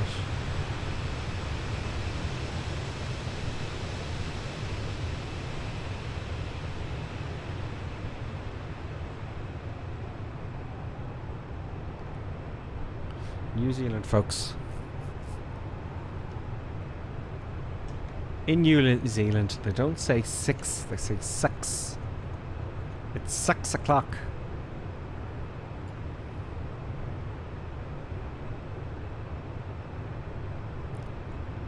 Very similar to the Australian accent, but it does take a little bit of time to know the difference.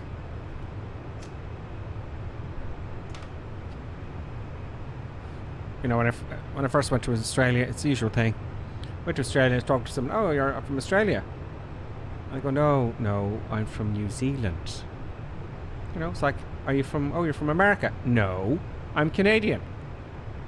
Or, oh, you're from the UK. No, I'm from Ireland. It's the same all over the world, folks. Oh, you're from India? No, I'm from Pakistan. Yeah, you can go on. Oh, there he goes. There he goes. You've been intercepted, folks.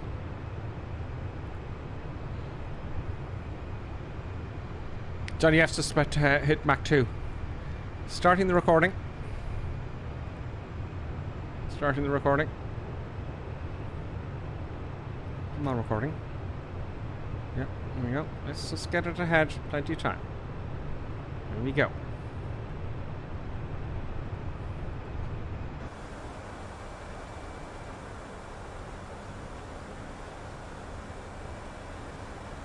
$15 miles to go now. 15 miles before descent. I'm going to stay in the cockpit now to that because we all know. Now, I wonder, I have gone past it and it catches up.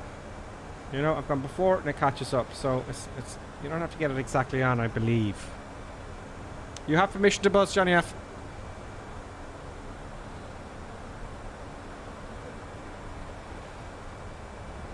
The Amazing Duck says, hello, mate. Hello, Amazing Duck. How are you on YouTube? Nice to have you on board. We're coming into, if you've just joined us, into Queenstown, New Zealand, which is a very, I've downloaded the scenery for the airport, the cool one. And it's going to be an interesting approach. Let's hope if I get this the first time. Unlikely. Well, it's highly probable, but, you know, how things go. A lot of drift. Look at this, alright? A lot of drift here. Look, see the yellow marker? That's where the nose is headed. That drift angle there is about 22, 23, 10, 15 degrees. That's a 15 degrees. So we've got a wind from the left at 312 knots. At 116 knots.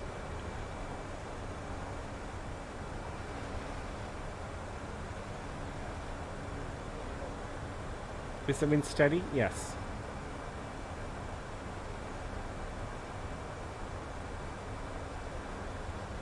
So it's quite a bit of drift. So it's start coming down now, folks. Oh God.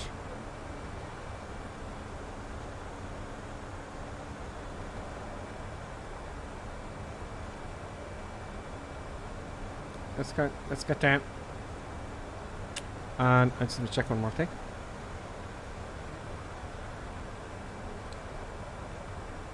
$310.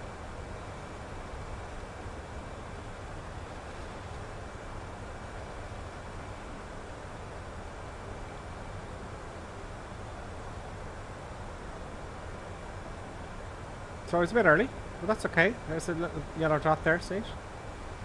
There's a little yellow dot there. And we're going to start coming down on profile, as expected.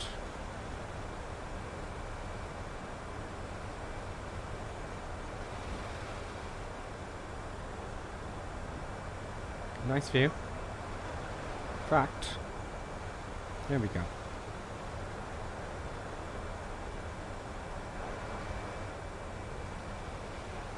Nice view of the top there.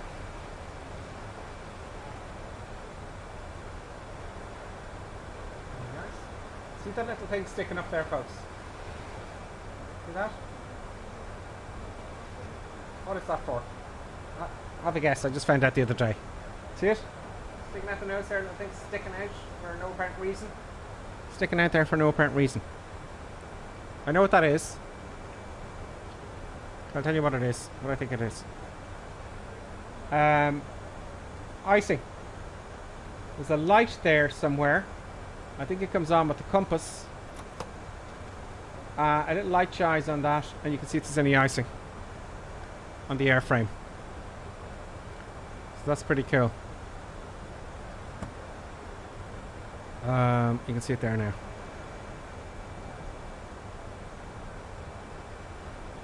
Shows ice accumulation at cheddar ice. I have to learn one more thing. I haven't learned anything yet, have I? I'm only regurgitating what I already know, really. So, what can I find out? I suppose I'll be able to trust the ORNAV, hopefully, if things go well. I tried to go around earlier on offline. going from Dublin to Liverpool, and the nice thing about it is the go around, all you do is got to add full power. You got a toga thrust, take off, go around thrust, right? It climbs, and it's still if it's still on autopilot, it'll do the whole procedure for you. You just make sure you set your go around altitude.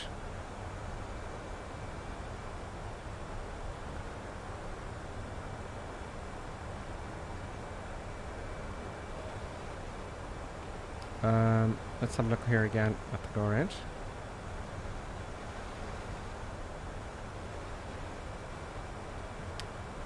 Do hold it singular, okay? Go around. Where's it go around? Climb 10,000 feet. So I want to set my go around to 10,000 feet when we're on the ILS. So after I've hit the approach button, I believe I will hit the 1,000 feet on the altitude. Decision height is 2,300.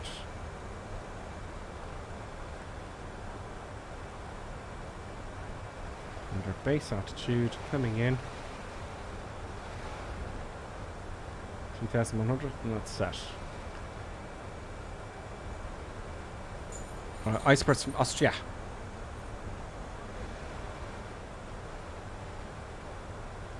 Yeah, you get the same probably in Austria. Are you? Oh, you're from Germany. No, I am from Austria. So descending nicely. Let's do our descent checks. Okay, descent checks. FCDU altitude is set. Yeah. We'll put the safety belts on now. Anti-ice is as required. It says off in my check this, but I'll be kind of keeping an eye on it, you know. Barometric reference is ready. The barometric reference is 9er. And we're lower than 10,000 feet. We'll put on the landing lights. And as you can see here, producer buttons kicked off. Let me get the cameras back on.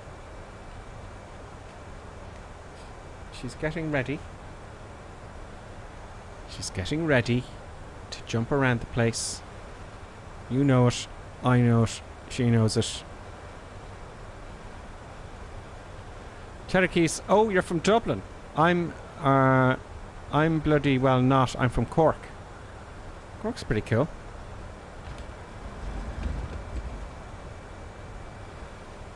Cherokee says, don't forget to push the heading knob to engage nav. Ah, yeah, so that's right, Cherokee. So what I found out was, what was it setting? It's in here. Boom. And nav and go around. I think that's it. Right? If I have the autopilot on, right, it'll just follow the path. But if I don't, because this happened to me before, if I have autopilot, like I'm coming in manually for the ILS, I like to take over controls. I fly it in manually. Then I'm going to hit the autopilot, and you're absolutely right. I would want to switch on the... Which button is it? Cherokee? The heading knob, yeah. So it's the heading knob. Yeah. So with that option there, if it's already on autopilot, you just add full power. I think that's how it works. But yes, because I was faking out one day. I was going, oh, what's going on? And I hit the heading knob and it worked. Yeah. 25,000 feet now. We're on profile. Everything's looking good and dandy. Producer buttons is getting ready for approach in order to mess things up, especially when things hit the fan. She is well prepared. A little bit of a mess back here. She has her toys and stuff. What are you going to do? Wire there. Do there.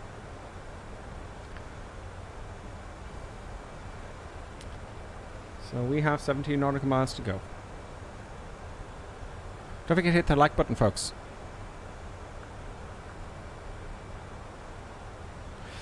Clappy D says, you'd know the difference between Cork and Dublin accents. Yeah, they're quite different, even from up the road here. Any part of the Ireland. Ireland's a very small island, and all the accents are very different. Now, initially to a foreigner, they can't tell anyway. But, like, I'll go up the road here and they're a different accent. Do you know, I used to live in a place called Glenealy. And that's a small little town, and all the accents are very different there if you go into the local pub. Yeah, Iceberg saying the dog is back to life. Producer Buttons is back getting prepared for creating havoc.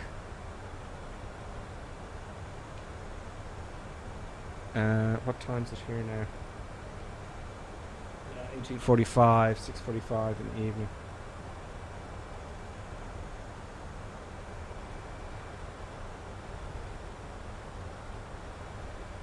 Okay.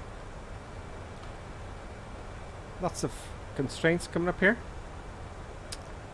At Kasu, I've got to be above flight 160 and below 17. Oh, really? How many miles away am I from that?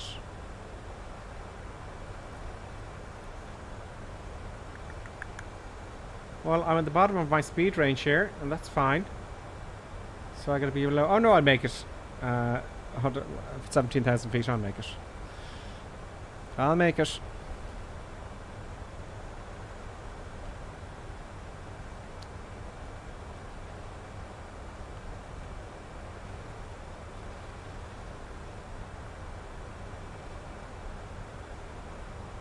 It's a very different plate than to the ILSs. I don't know why they need to do that.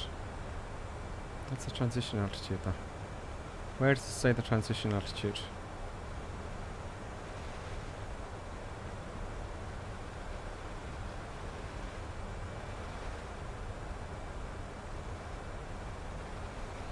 I think it was 13,000 feet. There we go.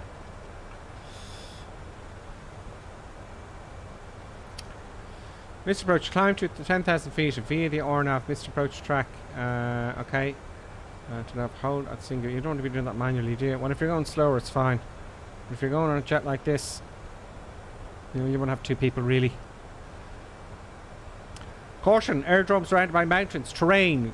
Caution, VF4 aircraft may be operating without reference to ATC in Garmin 758. All the Garmins. Use Queenstown QNH only. Approach not authorized to an airport temperature below 10 degrees or above 35 degrees Celsius. Okay. Why is it above 35? Maybe because of turbulence. You know. Heat hitting the ground, hot air rises, crazy madness happens. Operator speed restrictions may apply. Pappy, use at night only to be used when established on runway CL between DA and decision threshold. Okay, cool. So fine, 10,000 feet is the word, and that's all dandy. 19,000 feet now, descending.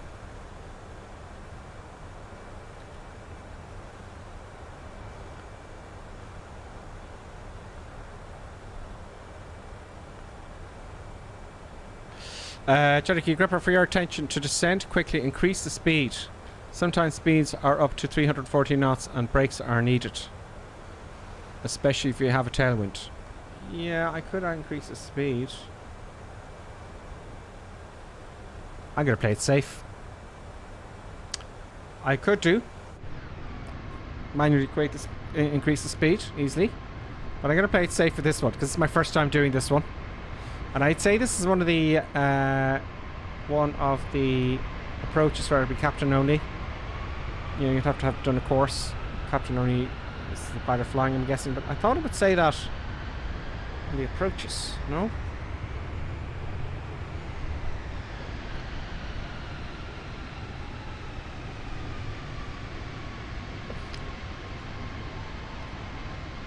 Let's have a look here and see where we are. Okay, we're starting our loop now.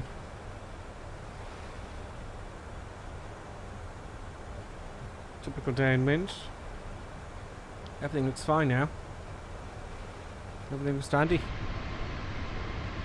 There's a nice little rainbow there. Sorry, I have to straighten the damn camera there.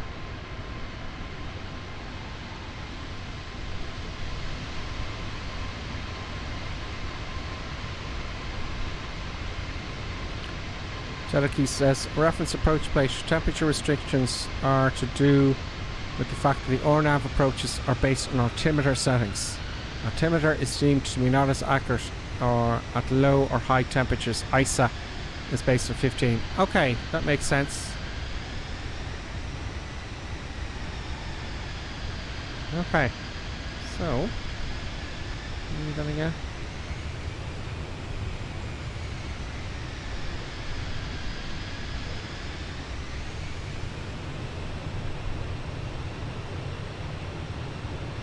Okay, so they're not as accurate at lower high temperatures.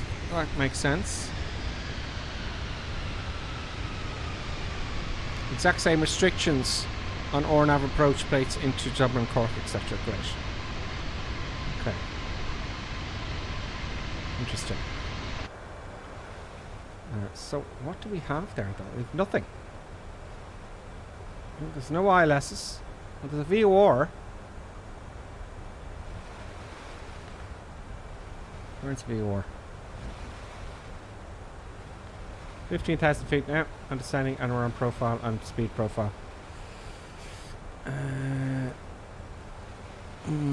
Where is the VOR in this then?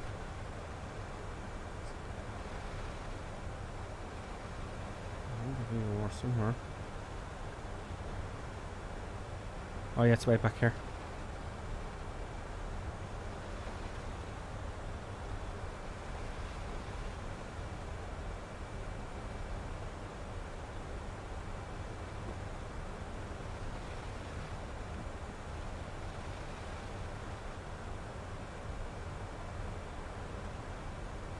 There's a VOR there. 113.6.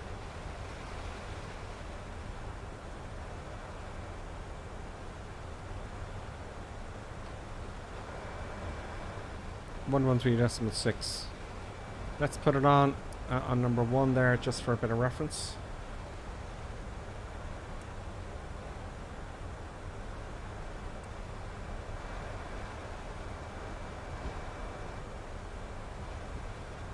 And we're getting it. Okay, actually it's very cluttered with that on. So we're looking good.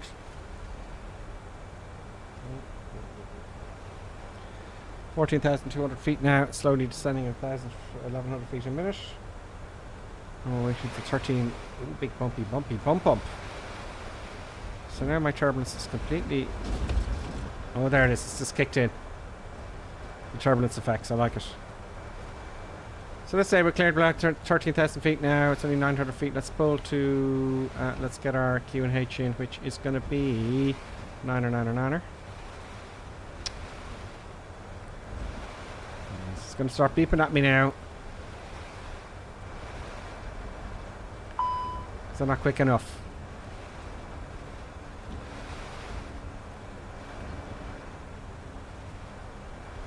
There we go. Once, twice, and thrice. Now this is important, because they ain't giving it to me. And I'm gonna hit the B button. I don't think it works in the Fenix. No, that puts me to standard again. Damn your ISA. 9er.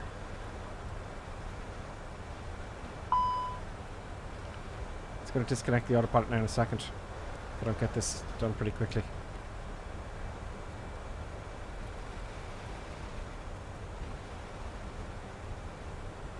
Now, I'll tell you what I could do. No matter from here.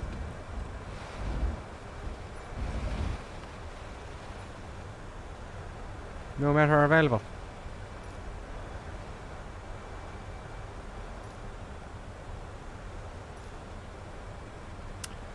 Returning base now. Let's get some eye candy in here. Let me just have a look in here to make sure everything's good. Yeah, we're at the top of the speed, or at the bottom of the speed range, that's fine. On 12,000 feet, a Q and H is set. And that's all good. Let's get our landing lights on. Boom, boom. Boom. Boom. Safety belt signs are already on. And let's get some viewage in here. A little bit to the right, please. And a little bit down. there's a big river going all the way around the valley down here. And this way I'm just a little bit seated to... There we go.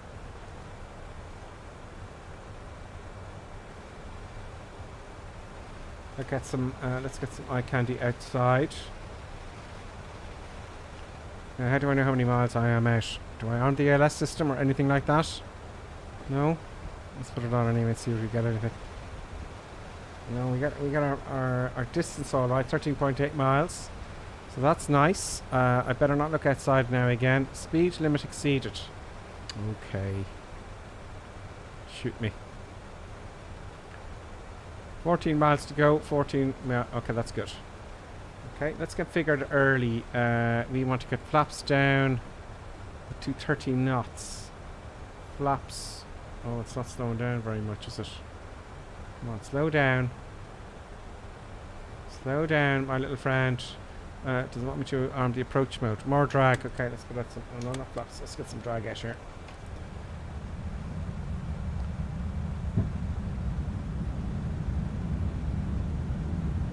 Yeah, drag's down nice and slowly. Oh. Flaps 1.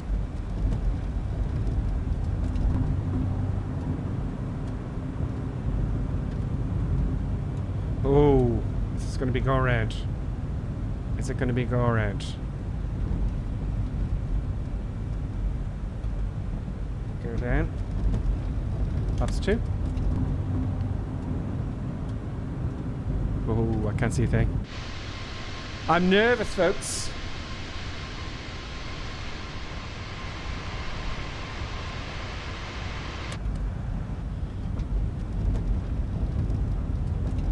And there's a stonking wind from the left.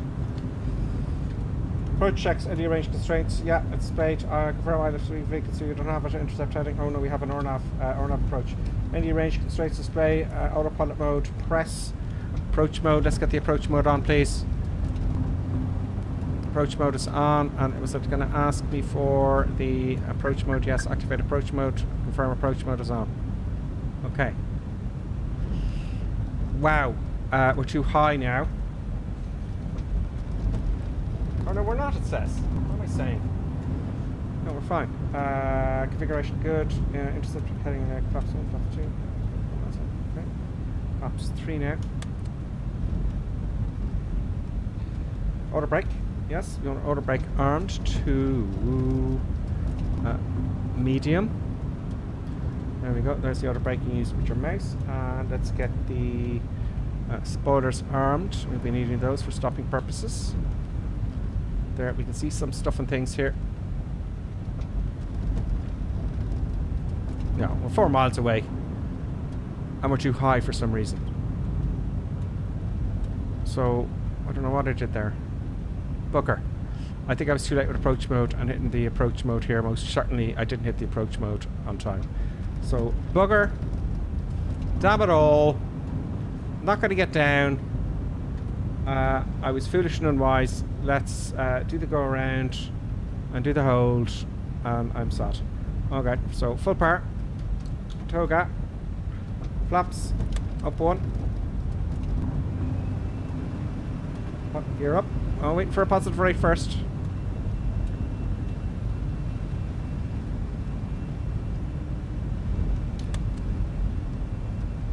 Why are we still descending?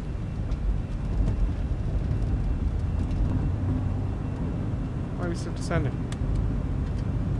That didn't happen to me in Dublin. That did not happen to me before. That's not the way it should be.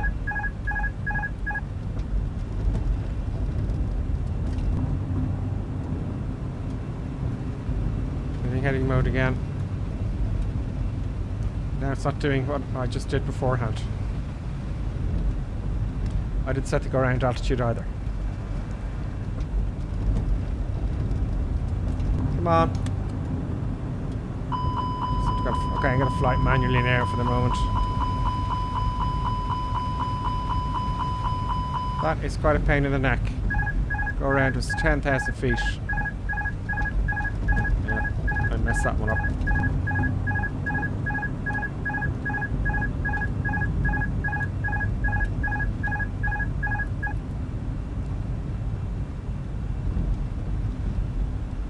10,000 feet. Autopilot's now working. Okay, I stuffed that one up. I thought I was miles away. Do you know what happened there? I thought I had plenty of time, and all of a sudden, oh, I'm 10 miles out. Do you know? So, less chat and more brain. So we're on the go around now. The flaps are up. Gear is... Shit, I didn't take the gear up. I thought I hit the gear up. I thought I pressed up the gear. I've got too many damn levers here. I stuffed that one up. I stuffed it up. Good and proper. Good and proper. Yeah. Okay, so we're at 10,000 feet now. We might get some vectors in. So how do we reactivate the approach? Can I just activate the approach? Let's see what... So we get radar vectors at some point. Okay, iceberg MPN approaches are enabled by GNNS. Modern aviation can provide lateral and vertical guides along a defined path. The approach are described by the series. Approaches are described by a series of waypoint selects in terms of speed and held in the aircraft navigation database. Okay, iceberg, thank you for that.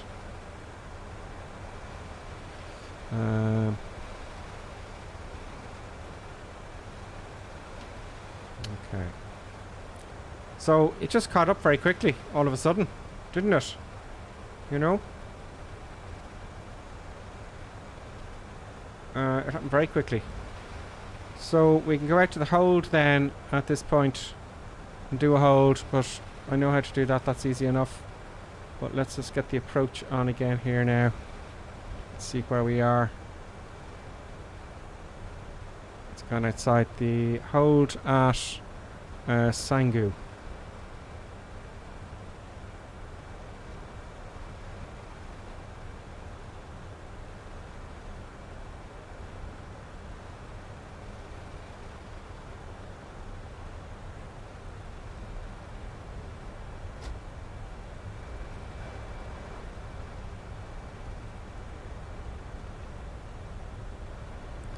Alright, let's get some vectors in here. I'm going to vector ourselves onto final here.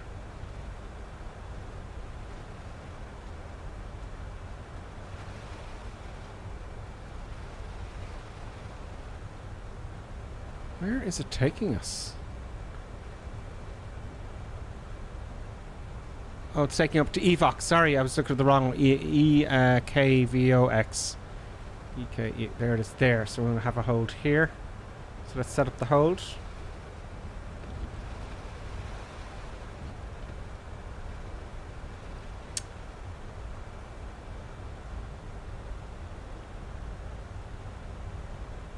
EVOX.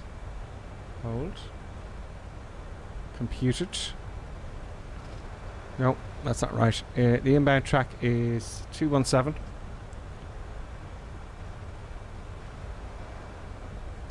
Turns are to the left.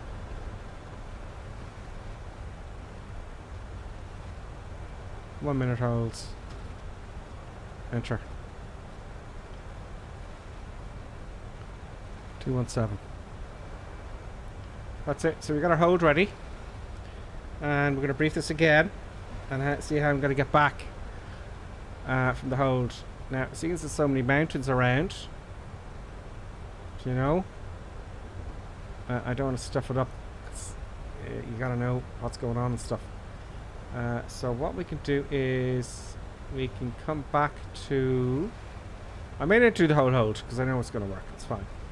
And what I want to do is come back to direct to...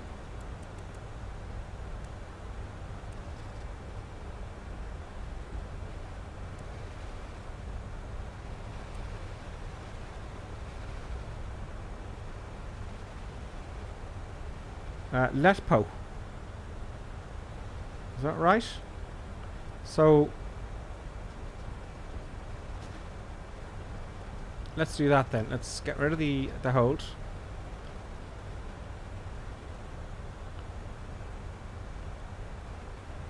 Okay, and let's get radar vectors going.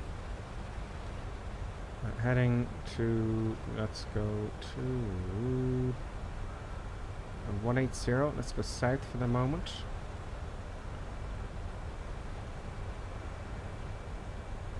That's for me, please.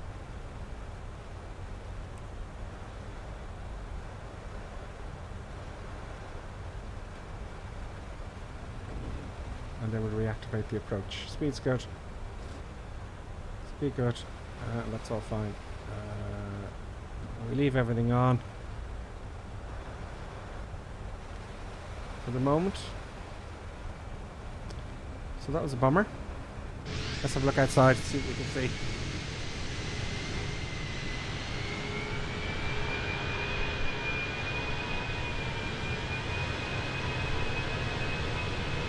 Okay, let's see what you're all saying. For the next approach, monitor your height at the waypoints. It should match the charts for a good approach. Yeah, okay. I got myself in the approach here on the chart. So I want to go direct to, I would say, Letpo.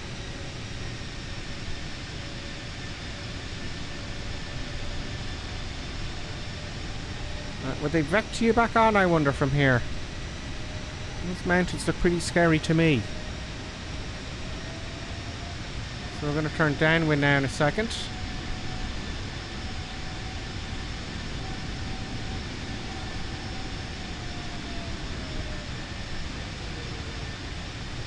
So let's analyse the mistakes now. Well, it's very simple. I was caught off guard. I was chatting again. I was just chatting. See how important the sterile cockpit is. I was just chatting, and I came. Oh, okay, 14 miles, flaps down, and I was just too high. Oh yeah, I know what it was. You know what? Yeah. Look it. I only hit the approach button. I only hit the approach button after I should have pressed it. That was the problem. I think you'll all agree with that. I didn't hit the approach button. It should have been further out, because I had the LS on and I saw them here and I was below the glide slope. I think that was the issue there, wasn't it? I was very late putting the LS button on it anyway.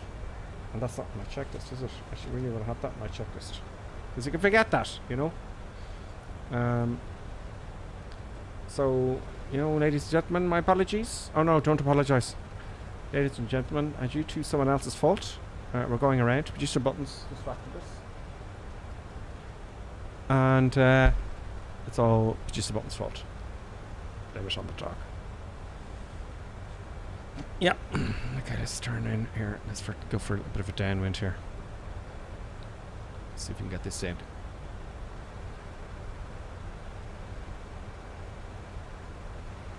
Like 210, I think will do this. No, I don't want to zoom in. I want to press 210. Incidentally, while we're coming back out, I'm going to ask peeps if they have this working or not, right? And about YouTube and. Oh, Cherokee says LS button is not used only for LS approaches. I kind of knew that. I just wanted to get the distance. Do you know? It's just that I'm used to the ILS, and I just want to have the distance which it gave me. Do you know? Set climb thrust. Yes, just activate the approach on MCDU. Yeah, and I didn't do that today. The question is, I have for you folks, if any of you, right, are flying a lot, do you, right? I've got the SciTac radio, you see that, the camera there? That's working fine, right? But the autopilot won't work. It lights up slightly here, but it's not. I don't think it'll work with the Fenix, I'm guessing. But it'd be nice to have the twisty buttons, you know, just to be able to change altitude and heading quicker. And even can I have the QNH here even? No, it doesn't have the QNH. But I don't know what you think, if you have problems getting that working or not. I do have the real sim gear. I wrote to them and I said it's not working with the Jets. He goes, no, it won't work with the Fenix. So that's the, if anybody knows that, let me know. Back to the throttles then. Okay. And the prog page. Yeah, I know. I didn't want to look down though. It's just handy to have it there, you know, because I don't want to be doing this, you know, with the camera. Constraint delete up to. Now I think now we can go direct to Enox now, can't we? What is it, Enox? Let me just have a look here. Let's not panic. Yeah, we got a bit to go now. Letmo, I think it was. Let's go to 225. Yeah, I'm gonna come up to Letmo.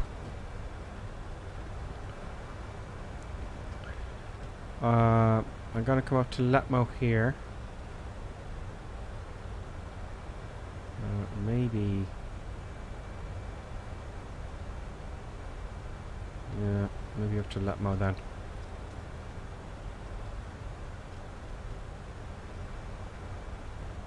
$8,600 feet. 8,600 feet. Okay, let's give that a lash.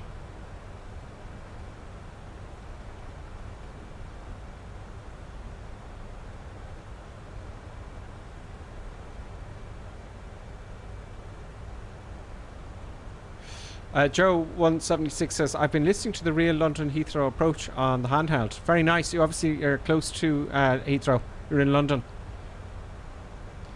Which is nice. Yeah, I used to have a handheld when I first started flying.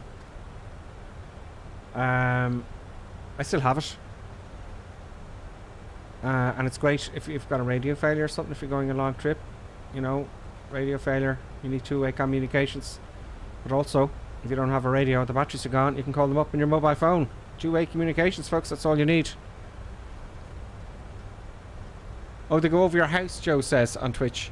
They all go over my house going into Heathrow. Brilliant. Okay, so let us keep going. So what I'm going to do is I'm going to come up a good bit. And about here, I'm going to go direct to Letmo, and that will give me a nice curve onto Letmo. Right-hand turn.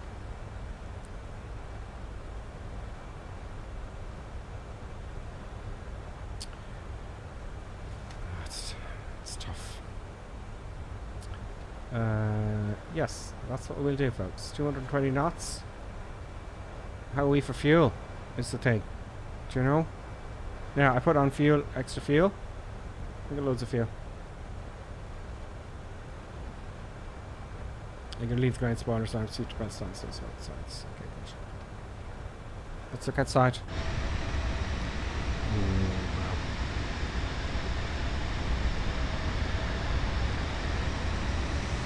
Well, angle of attack as we're going slower.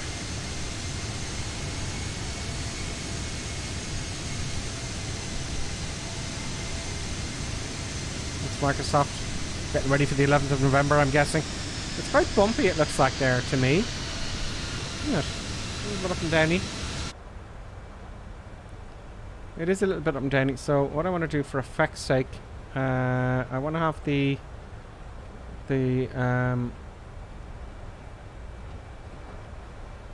that sounds a bit better. Oh, it's disconnected from the internet, folks. It does that to everybody. Okay, we got a bit to go still.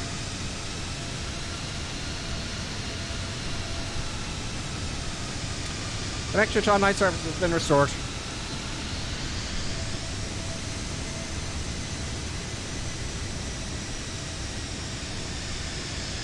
I can hear another jet behind me somewhere. There he is.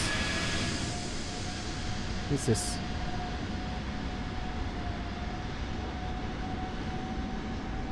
The tag isn't coming up, which is really annoying.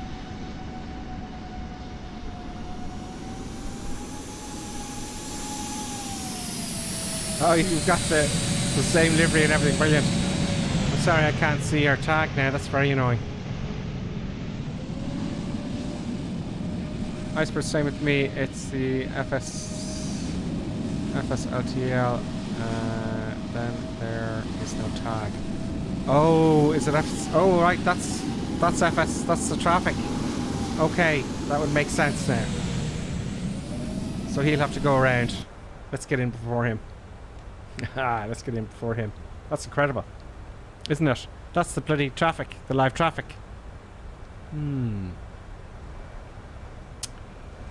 Oh dear. Perhaps he's going around as well. Or now, eh? I'll increase my speed here a little bit. This is silly. Going up to 230. Also, folks, right? I was looking at the weekend for shits and giggles. I wanted the panel. I wanted this panel and this panel. I don't need that one because that's for the first officer. I was looking for these two panels because that'd be great to have. Wouldn't that be cool? I'd love to have those. If you know anywhere we can get good ones, let me know. Because it'd be so much easier trying to get the Q&H and stuff. But then, of course, you're going to get this guy as well. But where do you get these panels? I know somebody somewhere makes them. Oh, you see that airplane behind us, folks. You can see it in radar 24. It's actually a real A320-232. So that's not anybody flying along. He's catching up with us, folks. So don't worry, we get down before him. Okay, I'm going to go direct now to. Hopefully this will work. Am I too high? I'm going to come down to 6,000 feet. No, I want it. Oh, no, that's not going to work. See how long it takes to get this small action done.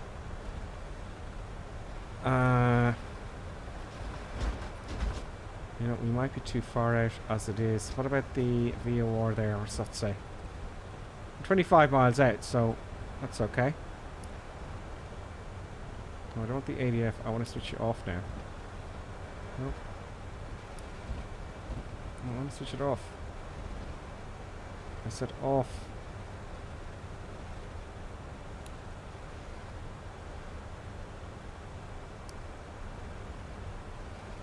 Oh, that was silly. I'll make the other ones. What's the other one?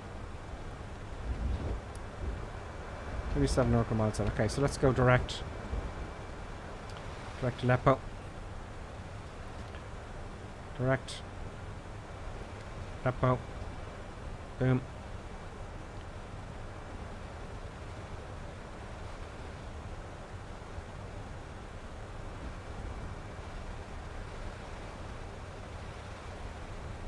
Let's hand it back over to the aircraft. Our descent altitude will be 3,100, wasn't it? But when do I kick off the descent is the thing. I don't want to kick it off yet at those mountains just below us.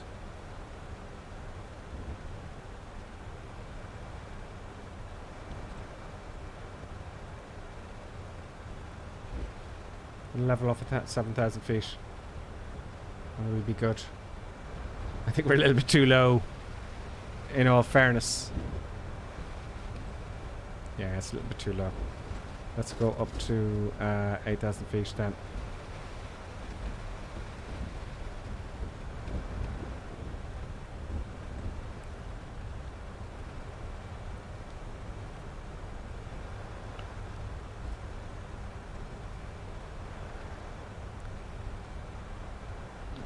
You don't want to be doing this quickly, do you?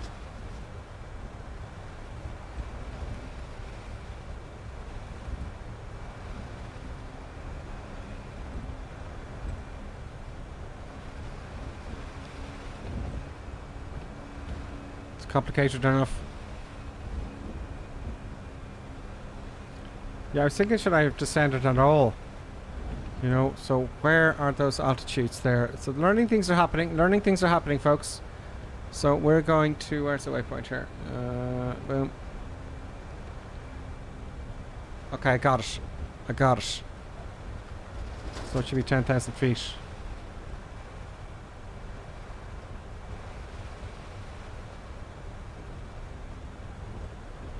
I can't see it here. I can't see the altitude you should be at here. Oh, hang on. What am I doing here? How can it be a bit... Okay, 9,000 feet there, so maybe I should stick it at 10,000 feet. Okay, you really gotta know this is what you're doing here, don't you? Before you even go. Let's kick it up to 10.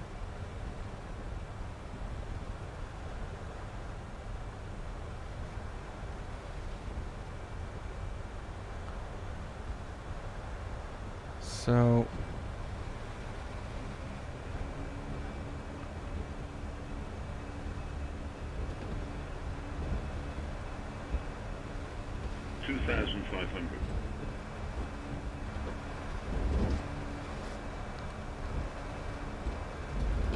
Okay, Tullivoo above 7,000, at or above 7,000. So we'll cross this, these high mountains here.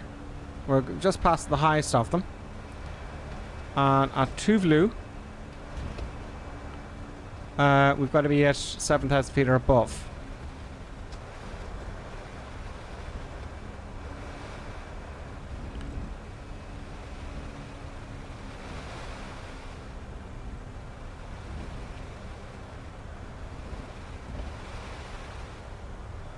There's a whole lot of people in there already.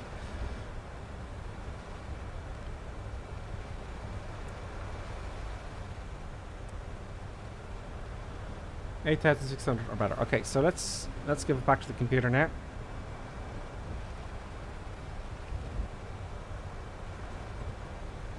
Why won't it?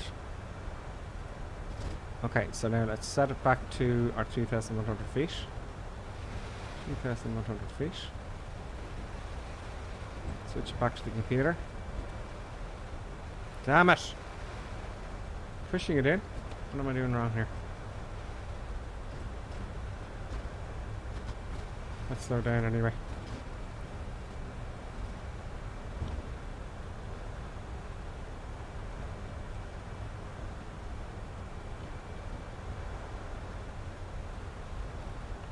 There we go. Now it'll happen.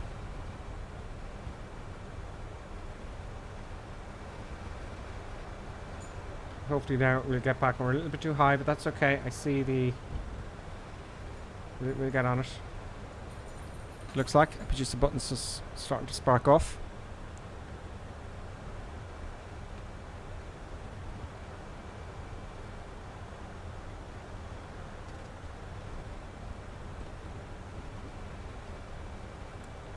How many miles? 15 miles out. Let's get down a little bit quicker, shall we?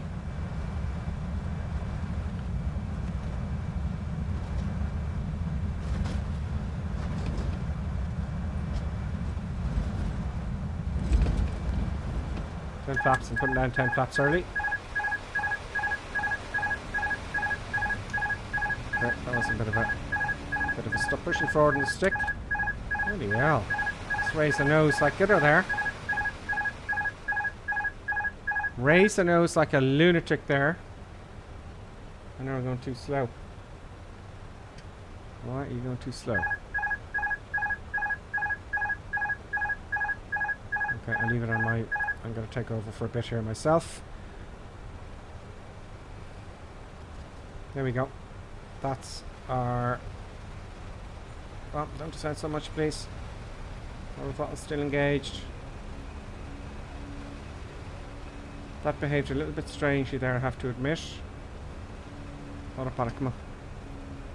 Let's get approach mode on. Approach mode is on. We're 11 miles out. Flaps 1. Gear down. Now we're set up. I don't know why I disconnected there. Maybe I did something there. And we're on it, folks. We're on it. Gears down, no lights. Auto brake is on medium. Spoilers are now armed. Flaps 2. Full flap landing.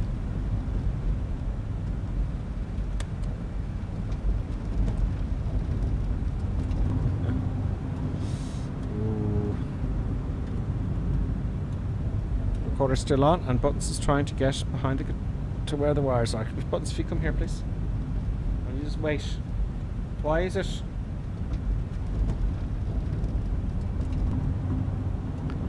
Why is it at the worst possible time? Which is the buttons? Just start. No. It's the buttons. Speed checks. Flaps 3.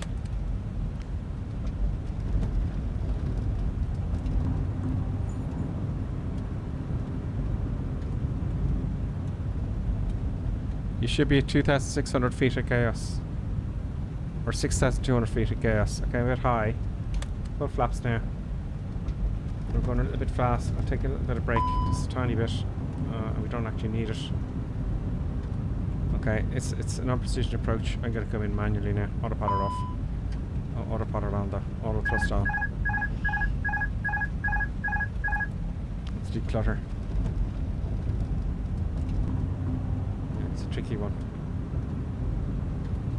Okay, flaps are full. Gears fixed. Lining up for the runway here. That isn't giving me an exact approach for dead on the runway, is it? No.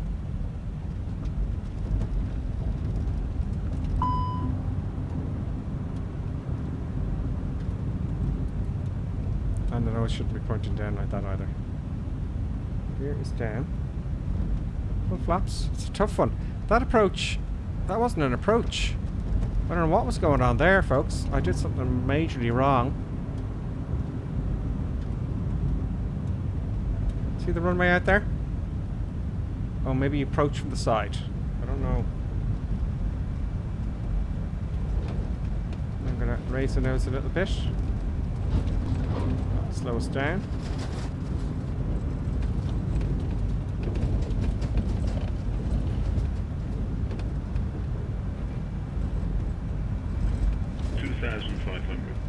It's a tough one.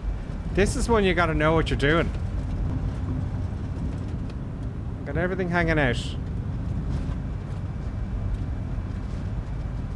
And the engines are at idle and go too fast.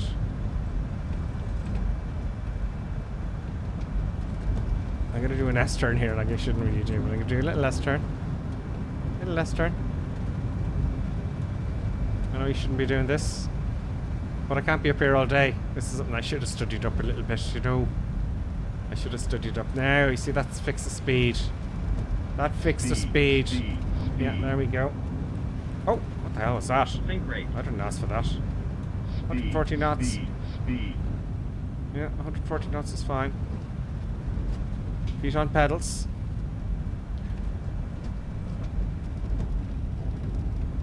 Just that camera now wasn't a good idea. Now let's at least get a smooth landing. At least get a nice smooth landing. 500. Sync rate.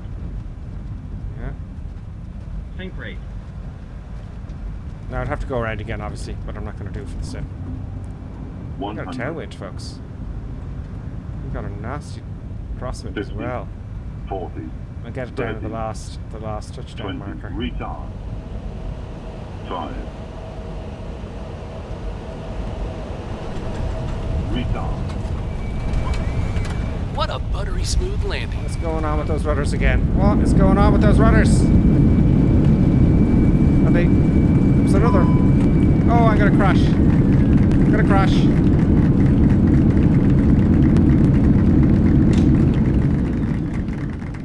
What are they clapping for? Why are they... That's the hardest approach ever. That was a shocking... But, do you know what? That was shocking.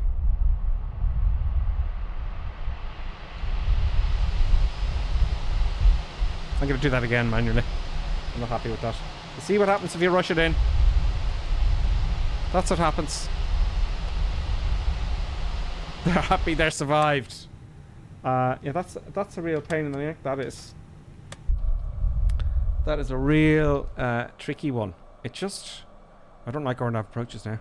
Producer buttons. I'm going to have to go in and give producer buttons a treat. I'm going to come in again manually here and get that right. Because I won't sleep tonight if that doesn't happen. So producer buttons, step back please. You want a little treat, producer buttons. I can be gone for like 8 seconds, folks. You want a little treat? Come on. Come on. Back in 2 seconds, folks. Come on, buttons. Get it. Come on. Get you out of my skin. Get out of here.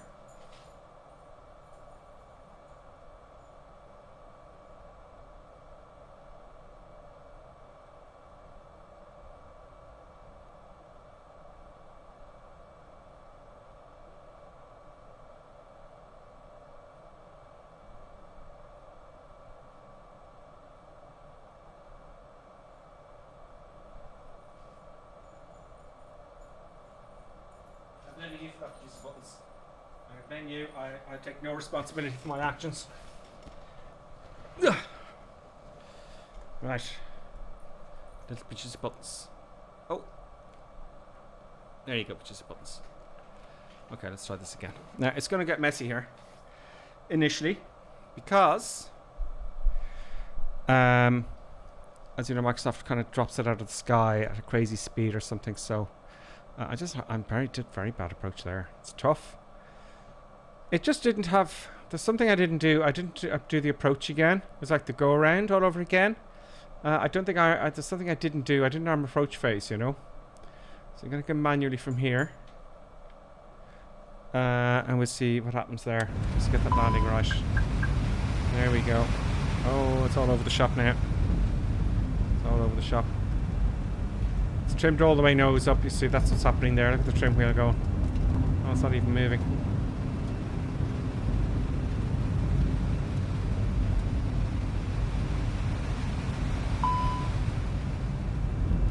Okay.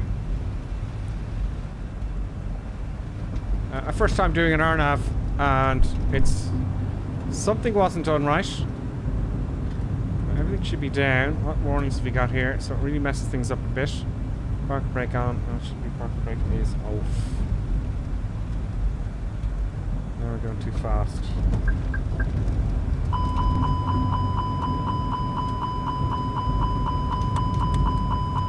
Oh, it's got full power on, that's why. Okay, let's just bring it back a little bit more. And just get that set up correctly. I don't know why it insists on adding full power. There we go. It insists on having you flying in. So we'll just have to fix that as we go.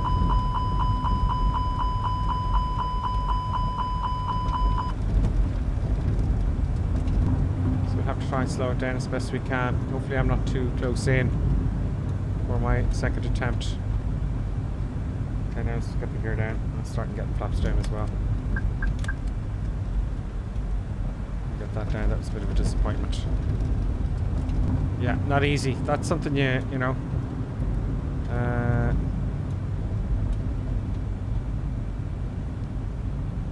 Well, start slowing down, please.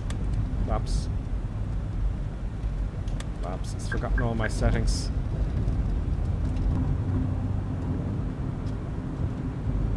Manual thrust now as well. Here down. What a brake, we'll just get that on.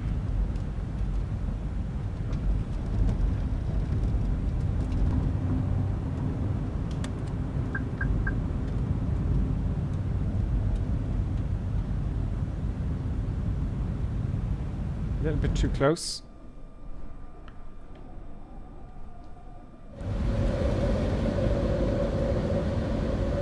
Again. Right, let's see what Iceport said there. There's something I didn't arm up. That didn't look like an approach to me. Oh, it seems the IRL plane saw the S landing. And now it's going around too. So sorry, it's going to landing now. It's a profile. It's like the profile wasn't set up. It kind of went... It didn't go straight into the runway. Now, it wasn't even a curve. You know, so I don't know why... I don't know why it didn't work. I'm just not an RNAV man. Earlier on, it's forgotten about everything, including the weights. But instead of coming in like around here, we were off here actually. So I don't know is the answer, but I want to get that landing in. Now I'm going to add a little bit of power because those engines need to be spooled up, don't they? Just a little bit of power, so I need it. I'm looking for 140 knots.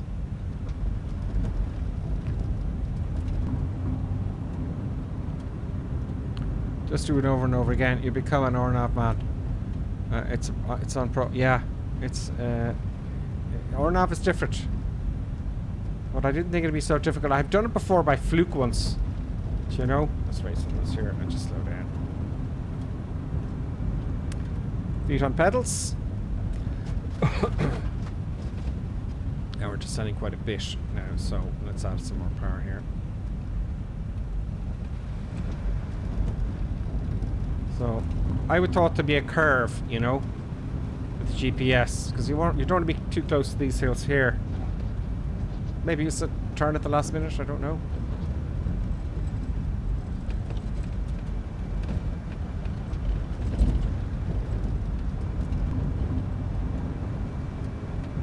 Okay, hands on the throttles.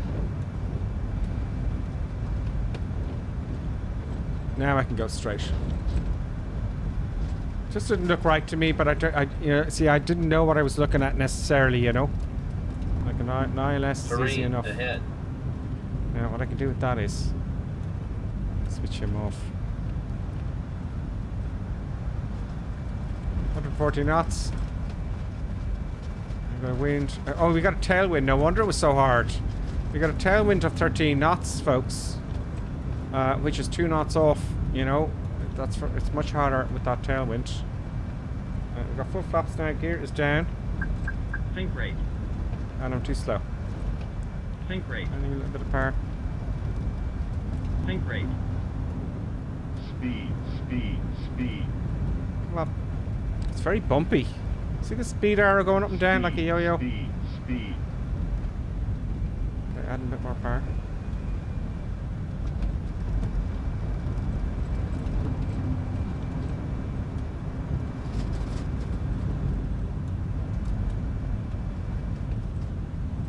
Yeah, it's a tailwind. For sure.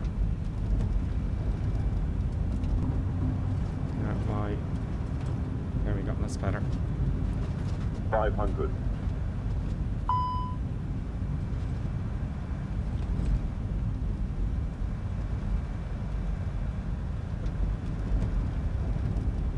Think rate. Late again. Pull up. 40. 10 times. Retard. Oh! Retard. That's right there. Retard. Well, that was a tough one. No, We no, might no, as well no. ask Full for right rudder. inspection. Full right rudder. Full right rudder. Full right rudder. Retard. No, no, Retard. no. I thought they fixed that, folks. I thought they fixed that rudder problem. Now, there was another update since. I'm pretty sure. I think there was. And that rudder is not doing nothing for me at all with that wind. Look at the windsock here. This is a problem with Flight Sim. Now, I know I stuffed up the RNAV and accept responsibility for that. But let's see the windsock. So, anything over 10 knots, and I think it's Microsoft, that's a problem, isn't it? That's been a problem for everybody. For a while, I thought it was gone. That is very annoying. It was all fine, you know, it really was. Are we going to fall out of the sky now or what? Think rate. Let's see if we can rescue this. Nope.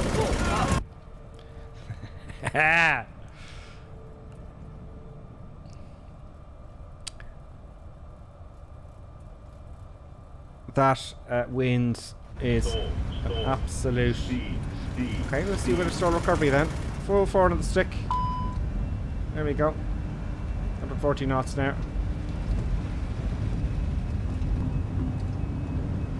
Make sure our gear's down. So I thought the crosswinds were fixed in this. Now, feel free to disagree with me. Power back, please. I could not get rudder authority in the rollout there. It just went off to the left and I had full right rudder in.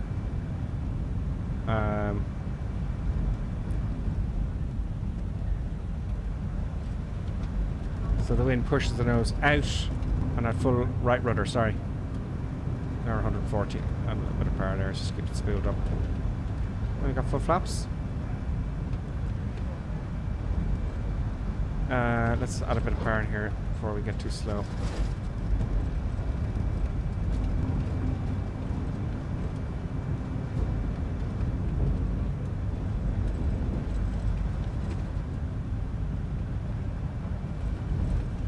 Now we'll turn on final. I'm going to do a firm landing because of that wind. I want to get the nose wheel down as well. I thought they fixed all that problems with the rudder.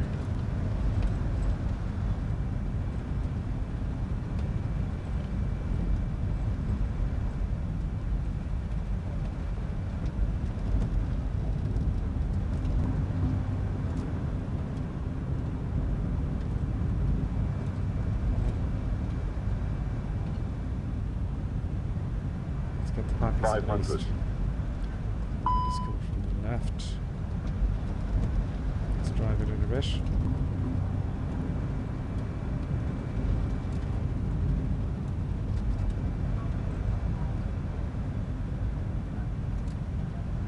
$100. Tank 50, rate. 40, 30, 20. Retard. Okay. Let's not get too heavy on the rudders. No, full right rudder.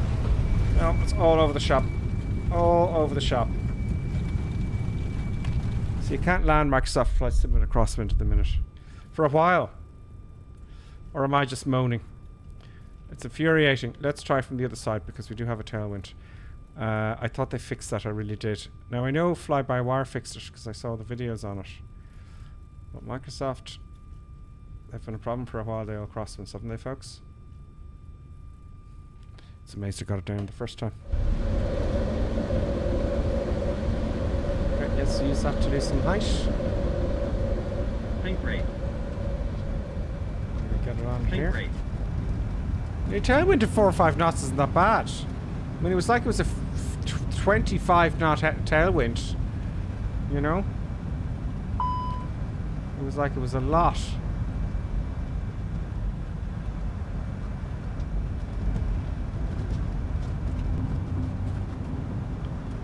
The rudders are just all over the shop.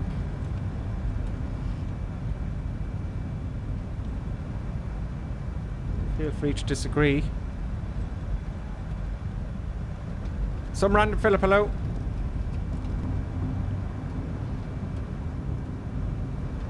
Okay, let's get up to 140 plus change here.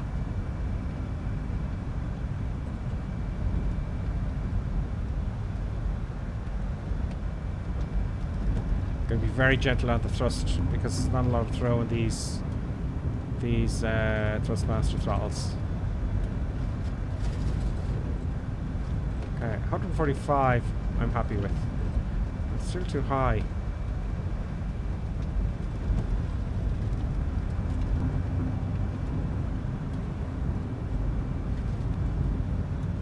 $1,000.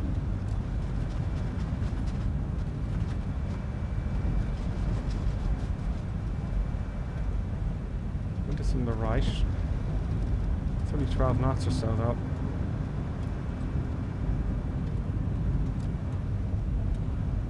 Let's get on those puppies. Come on. 500. There we go. I'm on the puppies now. At 140 knots. No, I'm not going to go too high. Thank you for the bing bing. Oh, that's better. Speed, speed, speed. There we go. 40, 30, 20. Retard. Okay.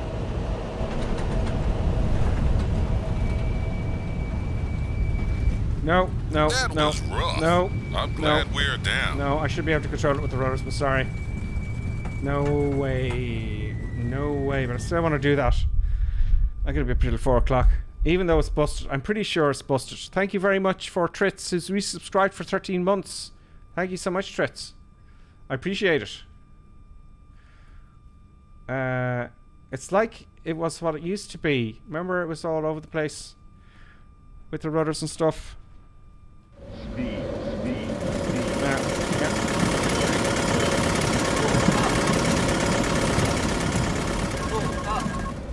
Let's see if we can recover from this. No,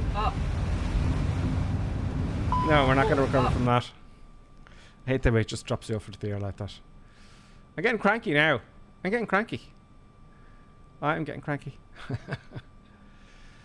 Because you can't... I mean... Speed, speed, speed.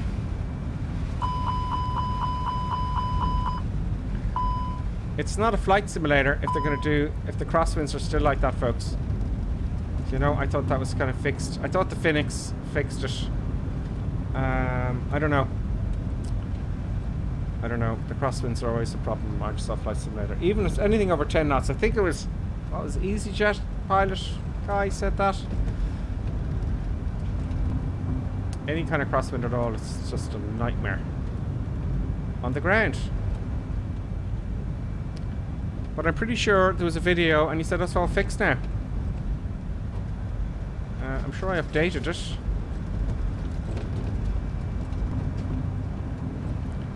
It's not good. See, what happens is at low speeds, the rudder is just all over the shop. So I'm going to keep it at 150 knots now if I can. On approach.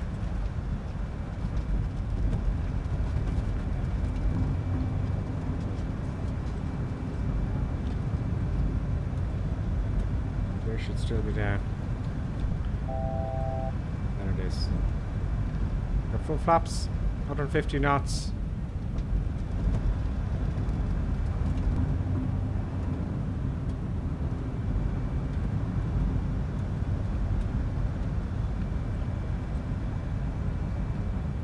Hopefully they'll fix this at update 11.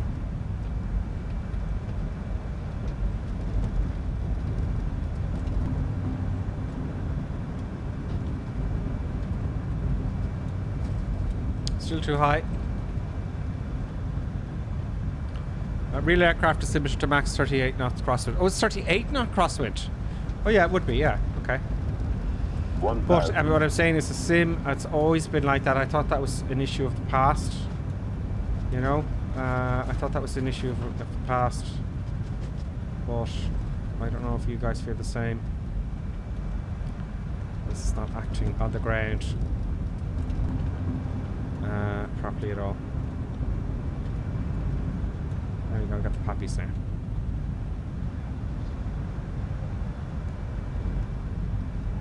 And he did a crosswind, I watched him, and he was happy as Larry. And it looked great. Oh, keep the speed up, please.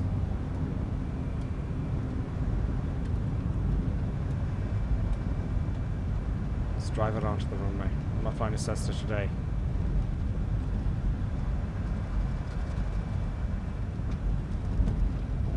I don't want it, so I have to. I don't want to touch the rudder pedals. 30, 20, retard. 5. Okay, don't touch the rudder pedals. I have to go right rudder. Now right rudder now, and then left rudder. It's oscillating. Look at that. I can't fly it like that, folks. I can't. You can't. A full deflection of the rudder pedals, and it's just not happening.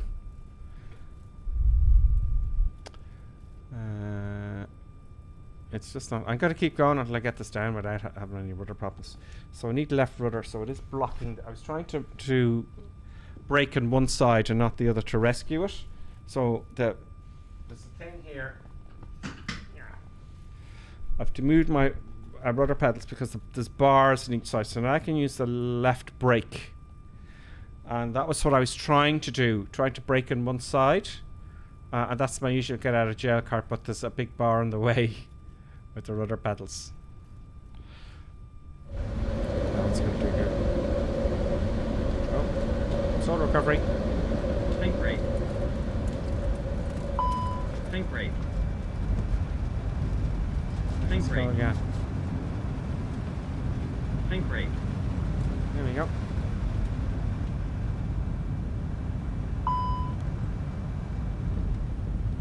Okay, we're good.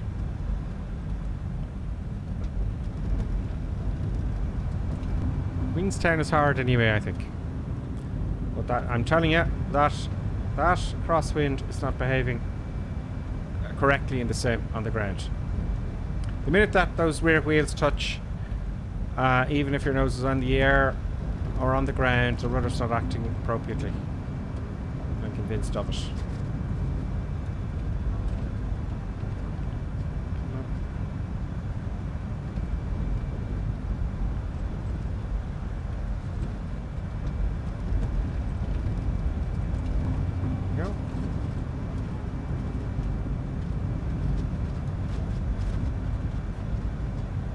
Far back.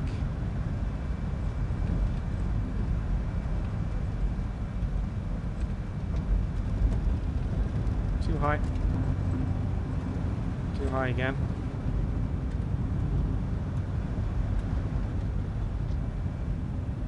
Oh, that looks better.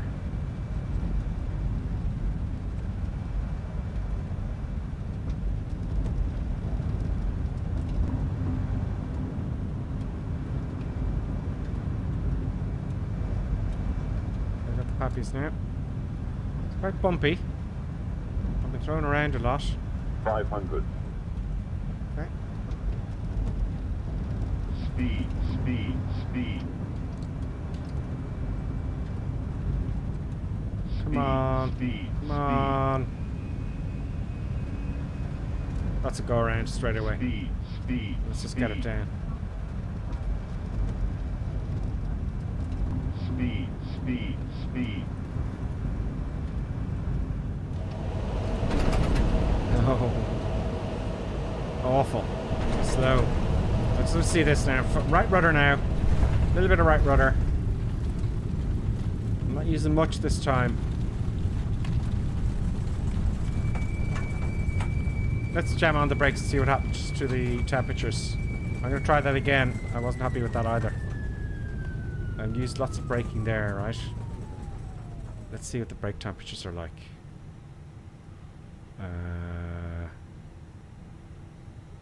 Wheel. 40 only? Really? Okay. I'll try that again. Power back to climb. I'm going to try that again.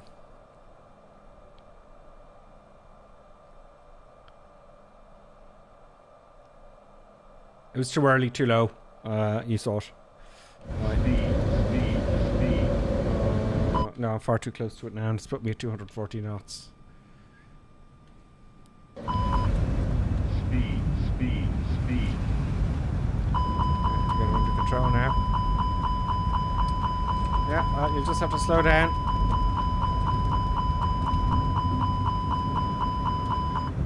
There we go. Fire all the way back.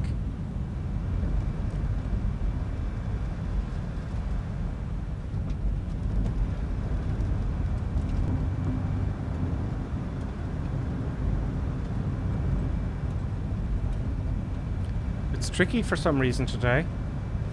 I was delighted there the other few times. So before I go, I'm going to see what version I have. If you're around, tell me what version you have.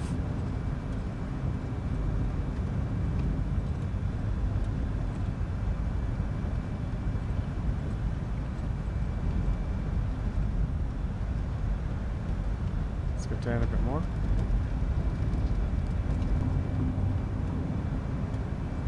I could hear the engines a bit better. But I suppose you can't do the real thing, can you? Okay, let's close those throttles there for a moment. Just spoon them up again now.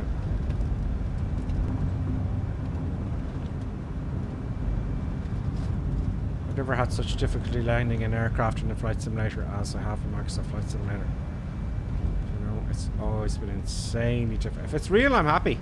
Jesus, but I don't think it is. A bit more power here, please. 500. It's too high now.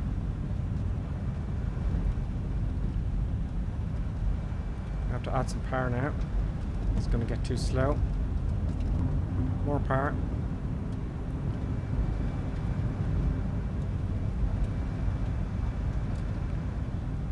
$100. 50, 40, 30, 20, retard. Go.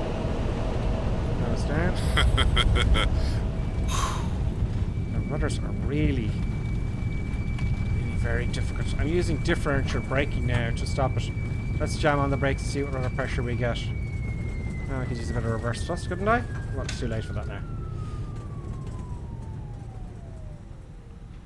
There we go. Let's see what the brake temperatures are at, because I usually I put them in hard and fast there, folks. Let's see the brakes. So that was. I'll accept that. I'll accept that. Brake. I just had it there. Wheel. 130. Okay, so it's kind of interesting, you know, with the brakes and all. I think it's taken off our weight because of the go-round thing. I don't know, it hasn't, no. But there you go, folks. Let's turn it around down here. Let's just get it off the runway. Flaps are up.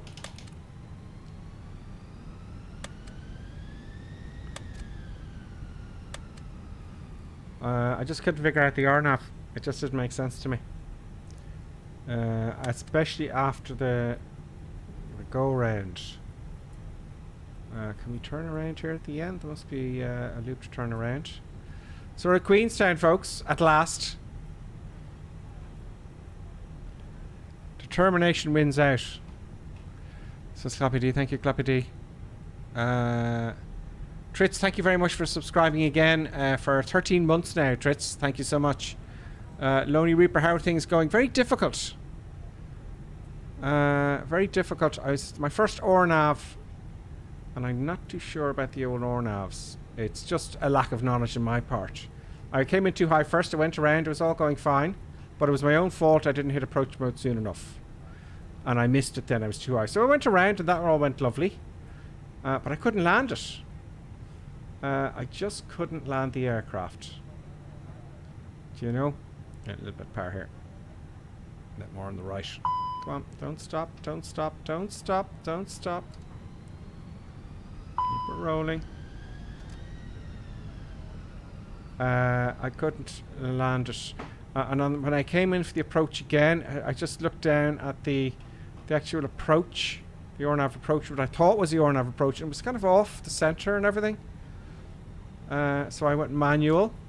And I just couldn't land it until that last one there. The rudders are a little bit out. I thought that was a fixed issue, so I'm a little bit angry about that. It's all very embarrassing.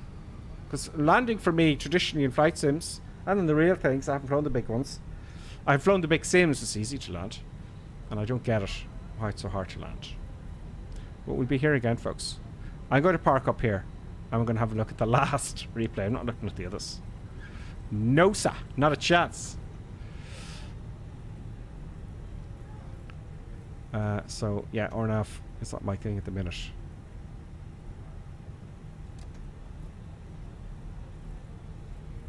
How can they not have an ILS? Queenstown, it's fascinating. We'll have a look at around the airport, just for a quick go around. I'll get myself set up at a parking gate here somewhere. I don't think they'll have gates in Queenstown, folks. I think we'll park right outside the tower here. Because I've got to report to the tower now. You know, he wants to have a chat with me. There's going to be reports filled out. There's going to be reports. There's going to be things said. You know, what are we doing? Probably got to fill out a pink slip, some sort of paperwork to get sacked in Flight Sim World. And yeah, it's shocking. See, there's a follow me car there. Just follow me, please. Park here. We need to talk to you. What are you doing? Yeah, see the follow me car? Airport manager in it. Let's run him over and just make things a lot worse for ourselves. So it's a tricky one. There we go. And park and brake own. And let's have a quick look and then do the replay, folks. So let's have a look around here. It's quite a small, very small airport. Very, very small. But well done. I mean, look at that. Stunning place, though, no? Lots of traffic and things. I think I paid 20 quid for it. But we'll be here again. You know what's going to happen in my time that I get to myself. I'm going to figure it out. I'll come here again at some point. Can you go inside the tower? Yes, but no. Not a lot to it. But not a very long runway. Very thin runway. A very thin runway. So let's have a look at the replay. Let's reset the cam. And have a look at the replay. And then I can look after producer buttons. Let's stop recording. Replay. Pause replay. Yep. Resume replay. So I think what helped there is I fixed my... I don't think I was getting full reflection. You can't see my foot here, but it stops at some point. But still, what happened was I put in a rudder and it was like it's delayed. It's like the rudders are actually delayed. So if I put in right input, too much, then I put left input, it takes ages for it to actually... way too long for it to actually go to the left. And then if I go too much left, I put in right rudder, and it takes age, and I'm off the runway by the time that happens. So it's like it's not controllable very well at low speeds on the ground, at least. I have to hand it to New Zealand. They have a nice livery. I like it. Very Maori. Very Maori-like. Have they got any dirt and stuff? Oh yes, they're doing it. Oh, sorry. That's pretty cool.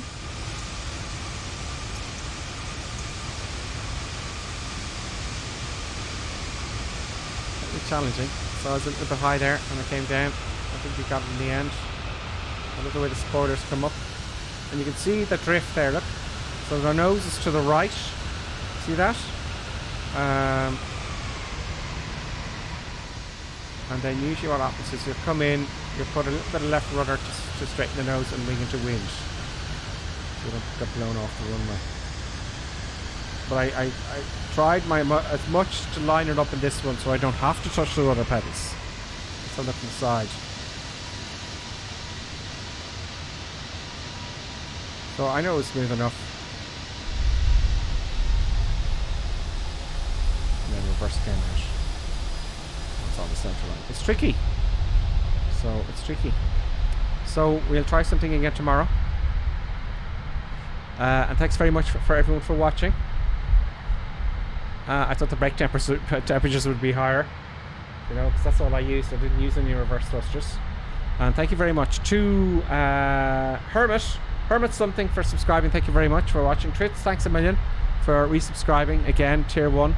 Thanks for following Flashy 1973. A day also, Big Al's playing as well. And 2 days ago, TJ Turner. Thank you very much. So folks, thank you very much for watching. It's been a 3-hour stream. 3 hours. I didn't plan for 3 hours. Cherokee, thank you very much. And also thanks a million. To see what Icebird said here. Did he think it disagree with me about the controls? Let's just have a look and see what he said. It seems to be IRL plane, so grip landing. And it's, yeah, there was lots, you know, they were all go arounds. No, I just wanted to see. Sorry for landing there. On half man. I know, I will keep going. I won't be on half man. I don't like it at the moment though, I can tell you that much. Yeah. Go straight, turn at least the waypoint is good. That's nice, smooth safe. Okay, he's headed off then. Thank you very much anyway, Icebird, for your support and help, and everyone else that helps as well. Blackjack, sorry I just missed you there. Have a good night to you as well, Blackjack. We're going to sign off now. I'll be back tomorrow at 5 o'clock. And folks, we'll do something in Europe next time. And until then, folks, I will see you very, very, very, very soon. Ciao, ciao.